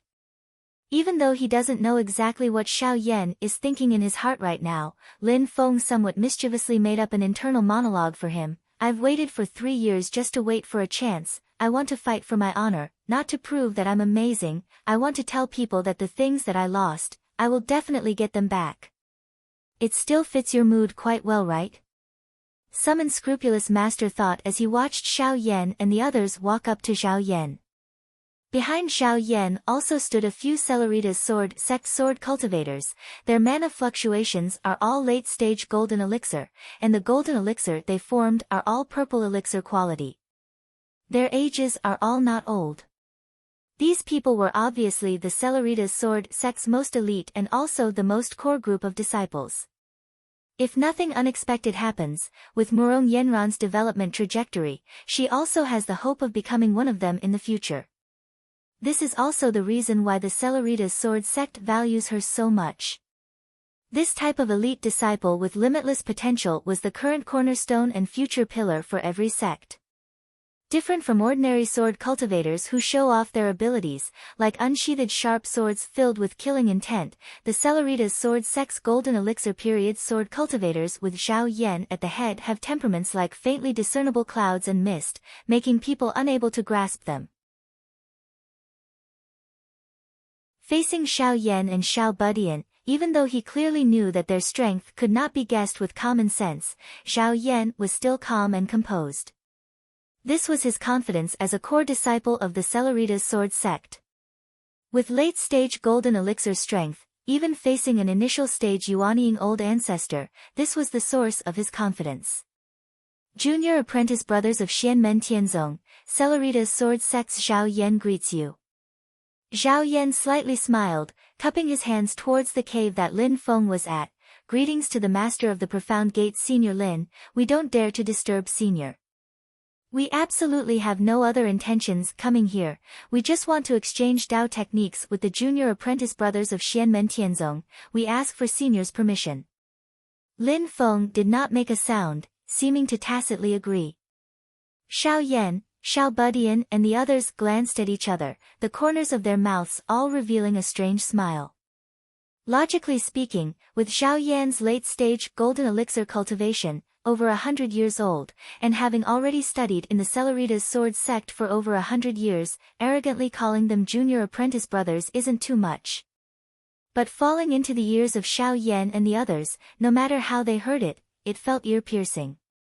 Xiao Yan indifferently said, I wonder how fellow Daoist Xiao wants to exchange. Hearing how Xiao Yan addressed him, Xiao Yan's eyes slightly narrowed. Although he still had a smile on his face, his tone also became less courteous. Earlier the rumors said that the junior apprentice brothers of Xianmen Tianzong are invincible in battle techniques at the same realm. I wonder if it's true or false. If I remember correctly, junior apprentice brother Xiao is Senior Lin's head disciple. Xiao Yan is untalented, but as the head disciple of the Celeritas Sword Sect's inner court, I want to exchange pointers with junior apprentice brother Xiao. Speaking up to here, Zhao Yan's aura gradually changed. The aura that was originally like misty clouds and mist suddenly became like an unsheathed sharp sword. Furthermore, it was far fiercer and sharper than other sword cultivators. The other Celeritas Sword Sect disciples behind Zhao Yan all had faint smiles on their faces, as if waiting to watch a good show. Their sharpness was not revealed at all, still like misty clouds and mist. Zhao Yan lightly laughed but didn't say anything. The little guy beside him giggled and took a step forward, a wave of fierce and vigorous mana aura immediately pressured over, forcibly blocking Zhao Yan's sword chi. Zhao Yan's gaze congealed, seeing the little guy say with a smile, "Fellow Daoist Xiao wants to verify whether or not my Xianmen Tianzong disciples are invincible in battle techniques at the same realm? Then why does my head disciple need to make a move? I'll do it." He smiled and said, "Oh right, by the way, among my master's direct disciples, I'm ranked last." The smile on Zhao Yan's face disappeared, but he had no way of refusing to fight. Although the little guy had a smile on his face, his fierce mana had already firmly locked onto him. "I've long since thought that you guys would have people to help that Zhao Yan. Otherwise why would we need so many people?" Zhao Yan laughed coldly in his heart. "Brad who doesn't know the immensity of heaven and earth, I'll first let you know what it means by there's always someone better, there's always someone better." Zhao Yan's face was expressionless as he calmly said, "I ask this junior brother to give me some pointers." As he spoke, he was about to make a move, but unexpectedly the little guy suddenly shouted, "Wait a moment." Zhao Yan held his breath in his chest, and unhappily said, "What's wrong?" The little guy smiled and said, "Just competing is boring, it's better to have some sort of prize, right? How about this, I won't ask for much. If I win, you give me 2 vermilion feathered cranes." As he spoke, Tunton hurriedly pulled on the corner of his clothes from behind. The little guy reacted and immediately changed his words. Four vermilion feathered cranes. Zhao Yan remembered that a junior brother told him about a Tao Tai sneaking into the mountains, and immediately didn't know whether to laugh or cry. He said, "Okay, for then 4, but what if you lose? How could that be possible?" The little guy replied without hesitation. After Zhao Yan heard this, his face immediately darkened.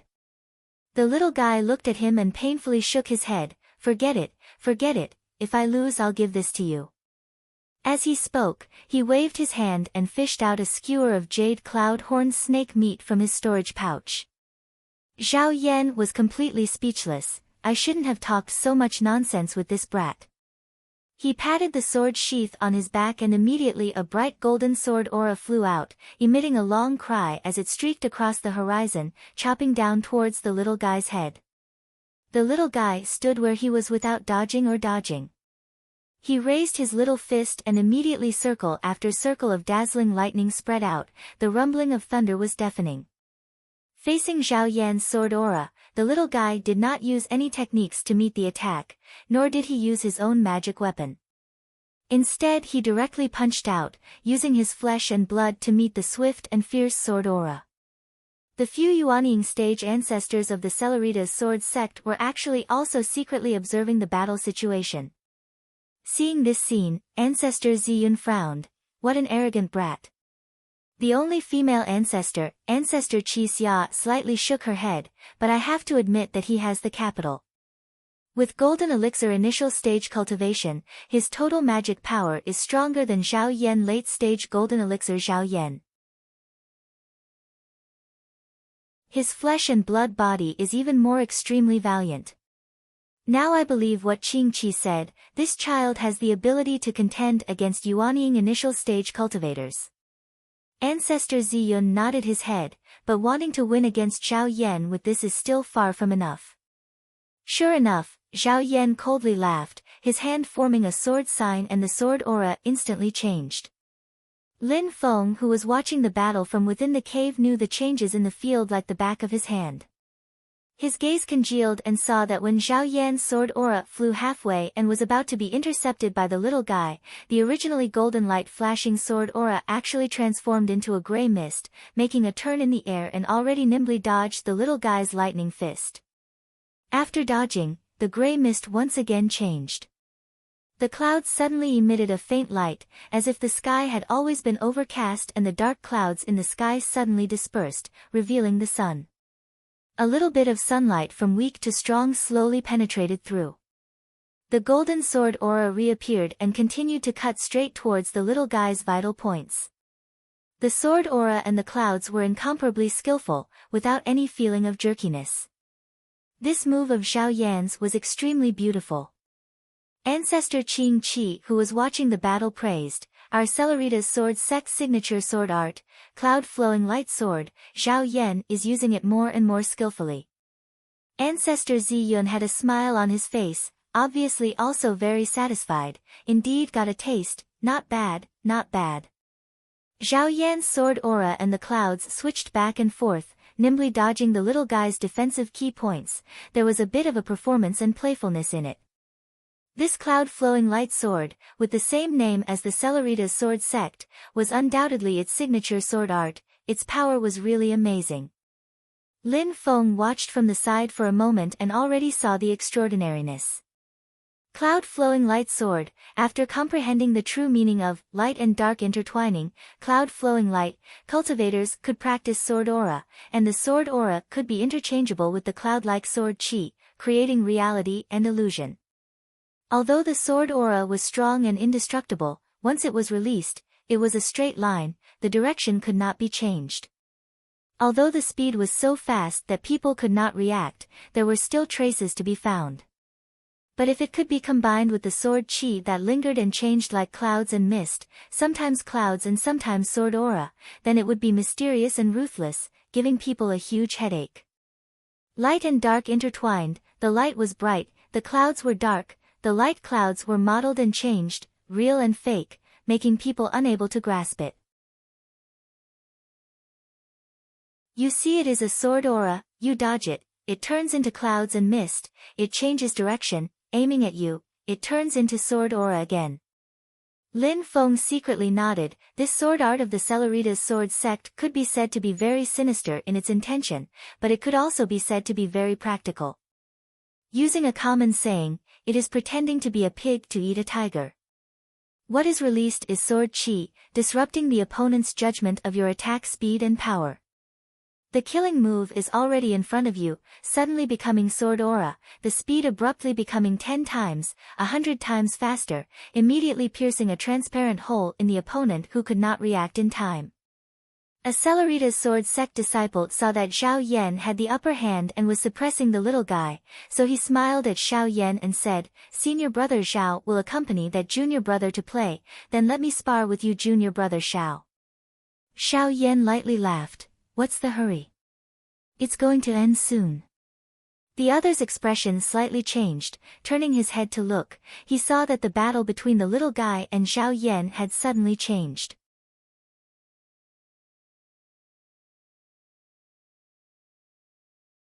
Chapter 249. Zhao Yan displayed all the changes of the flowing cloud sword to the extreme, like a bullfighter using a red cloth to tease a bull, toying with the little guy. The carefree feeling made Zhao Yan feel as if his entire heart was at ease, and he had vented out a mouthful of resentment from before. The only thing that made him a little unhappy was that the little guy's expression was always calm, without the slightest hint of impatience. Instead, he looked at Zhao Yan's sword light switching back and forth between the clouds with interest. It felt as if he was catching a butterfly that was fluttering back and forth. This discovery made Zhao Yan's mood very bad, but it also made him secretly vigilant. Sure enough, after a while, the little guy smiled and shook his head. "I'm not going to play with you anymore." Both of his fists suddenly collided, and layers of thunder and lightning with his body as the center, unceasingly expanded in all directions like a tide. Regarding Zhao Yan's unpredictable sword light, it was not that the little guy did not have the ability to capture it, but he was too lazy to tangle with Zhao Yan. He used the stupidest, but also the most direct and effective method. Using a large area of effect attack to sweep the entire field would only consume a little more magic power. However, no matter how good you are at hiding, you will still be caught by me. Zhao Yan raised his eyebrows and lightly said, "Does this junior brother think that I'm an early golden elixir cultivator like you?" While speaking, Zhao Yan pinched a sword art, and the light and mist in the surrounding space gathered on his sword light. The sword light suddenly became a lot more powerful, and the form of the light and mist constantly changed, showing off its sharpness. His sword light forcibly withstood the thunder and lightning of the little guy. Both sides collided, and the light and mist constantly annihilated each other. The little guy giggled, and his body stirred up a strong hurricane. The wind and thunder fused, and his power began to increase.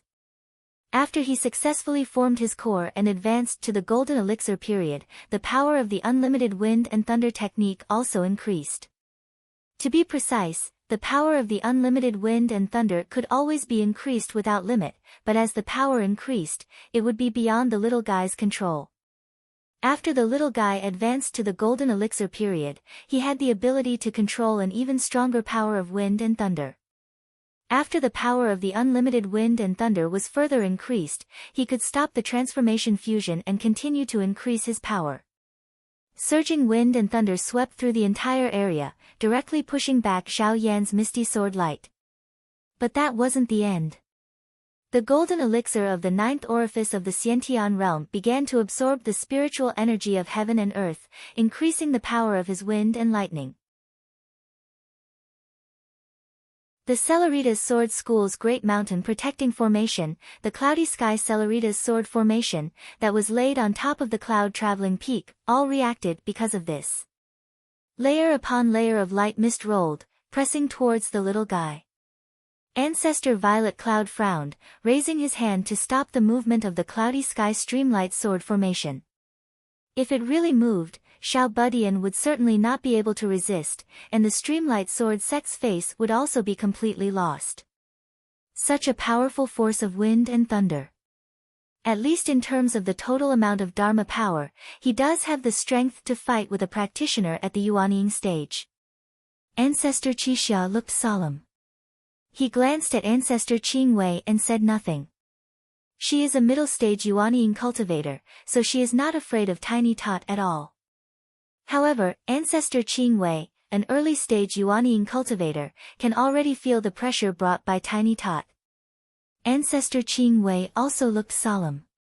He witnessed the battle between Tiny Tot and Yufeng with his own eyes, so how could he not know? It's just that every time he really sees this scene, he still feels shocked. Ancestor Violet Cloud slowly said, according to junior brother Qingwei, that Xiao Yan's strength is not below this kid's. What I'm worried about now is, after they form their nascent soul, how terrifying will it be? Ancestor Qixia and Ancestor Qingwei's expressions all changed greatly. Looking at Xiao Yan and Tiny Tot, after a long time, they all let out a sigh. Sometimes, don't think too much, on the contrary, it's better to be happy. Several Yuanying ancestors' gazes all turned towards the cave where Lin Feng was. There was no movement at all, but just its existence made Ancestor Violet Cloud and the others feel a kind of suffocating feeling. To be able to teach such a disciple, the master of the mysterious gate is really terrifying. Facing the pressure brought by Tiny Tot's infinite wind and thunder, Zhao Yan's face was as calm as water. His golden elixir is definitely strange. Otherwise, it's impossible to have such powerful magic power. Feeling that Tiny Tot's infinite wind and thunder power was still increasing, Zhao Yan didn't dare to wait any longer. He raised his hand and shot out a golden talisman.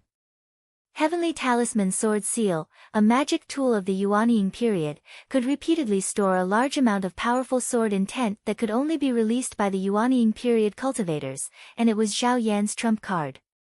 This golden talisman-like magic tool emitted a powerful sword intent and sword chi, shaking the space wave after wave, forcibly suppressing Tiny Tot's infinite wind and thunder. Hazy cloud transformation, thousands of blades. Zhao Yan shouted in a low voice. The heavenly symbol sword imprint's sword intent had already fused with his own sword chi and sword light. It transformed into a vast and dense sword chi that seemed to fill up the entire space. It shot towards the little guy like a torrential storm. Tiny Tot was not afraid at all. He laughed and stamped on the ground with his right foot. The infinite wind and thunder power was no longer released, but all gathered in his body. Physical body, divine ability, heavenly wind and thunder movement.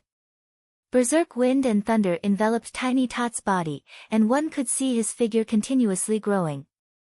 He was less than 6 feet tall, but in the blink of an eye, he became a 2 to 3 zhang tall giant. He was as terrifying as a demon god descending into this world. The lightning and wind blades seemed to transform into armor on his body. He spread out his 2 arms, and the berserk power of his blood and chi completely shook away Zhao Yan's torrential sword chi. Such a terrifying physical strength. Even the dragon race is nothing more than this, right? Zhao Yan clenched his teeth. I want to see just how strong you are. In the blink of an eye, Zhao Yan's hazy cloud transformation, thousands of blades, sword art had already transformed into the flowing cloud sword's strongest attack, cloud galloping lightning, who dares to contend with. Zhao Yan's body merged with the sword and soared into the sky.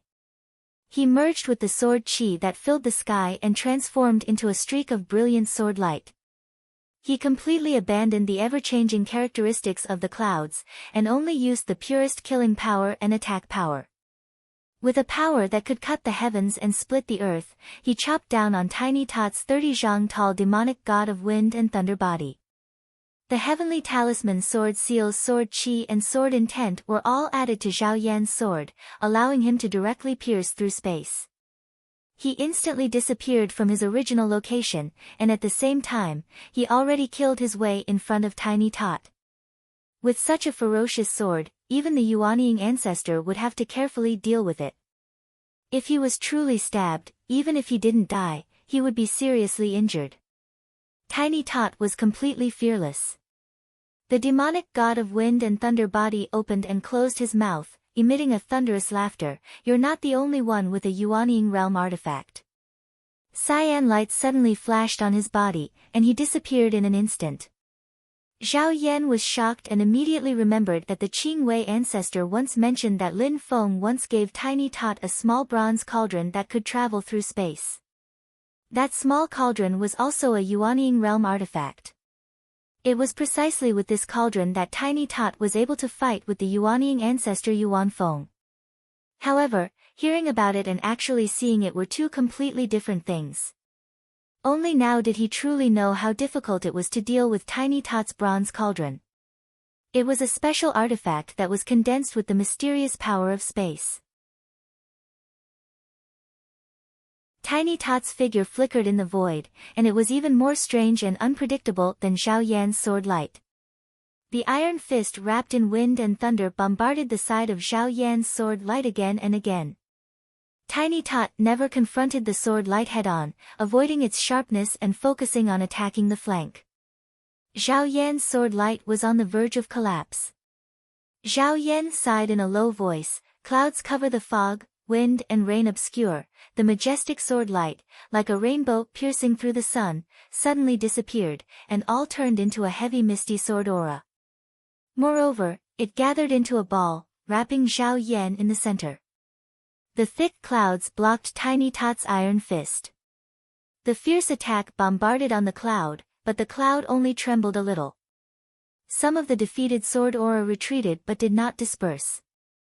Soon, it merged into the cloud again, and continued to resist Tiny Tot's storm-like attack. When Lin Feng, who had been watching the battle, saw this scene, his face showed a smile. Just now, the move, clouds and lightning fast, who can compete with me, could be called the ultimate killing move with the strongest attack power of the flowing light sword. The aura was like a rainbow that could destroy everything. And now, the move, clouds cover the fog, wind and rain obscure, was the strongest defensive move of the flowing light sword. It completely abandoned the attack power of the sword light, and all the sword aura was used to protect oneself. It was just that if this stalemate continued for a long time, Tiny Tot would have an advantage. After all, he was the attacker and had the initiative. If Xiao Yan, who was trying his best to defend, was even slightly careless and revealed a slight flaw in his defense, then he would be defeated.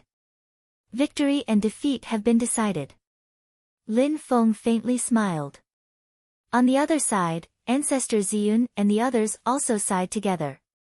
At the side of the field, Xiao Yan smiled and looked at the group of Celerita's sword sect disciples beside him. I said before, it will be over very soon.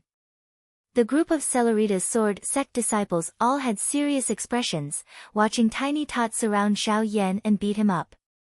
His attacks became more and more fierce, and the cloud that Xiao Yan used to defend to the death was already showing signs of collapsing. Xiao Yan smiled, his gaze looking to the other side. How much longer do you want to watch for?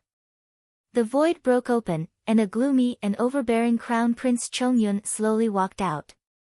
Including Wang Jiannan, a group of Golden Elixir period cultivators followed behind him. Crown Prince Chongyun looked at Tiny Tot, who was in the middle of the battle, and did not say anything. He did not want to personally take action, but among the group of Golden Elixir period cultivators behind him, none of them could fight against Tiny Tot. This made him feel a little embarrassed. Xianmen Tianzong disciples were known to be invincible in fights of the same realm.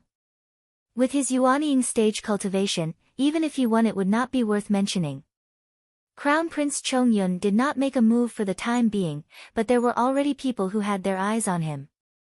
Lin Feng silently looked at Crown Prince Chongyun, calculating in his heart for a moment, what is Wu Qingru planning? Maybe I can use him to test the waters. Thinking of this, Lin Feng transmitted his voice to Yu Hongyan. Hongyan, directly challenge that Wang Jiannan. Whether or not you want to keep him alive, you decide for yourself. Hearing this, Yu Hongyan's pupils faintly flickered. Without hesitation, he immediately took a step forward, waving his 12-meter-long black flame halberd, pointing it straight at Wang Jiannan. Crown Prince Chongyun's eyes narrowed, the group of Golden Elixir period cultivators behind him all went into an uproar. A group of Celerita's sword sect disciples all looked at Yu Hongyan in surprise. The red-haired girl did not say anything, only her pair of thin sword-like eyebrows slightly raised. Her meaning was already very clear. You're tuning in to the Blissful Bookshelf YouTube channel. We're so grateful for your support, and don't forget to subscribe to join us on this incredible journey through captivating stories.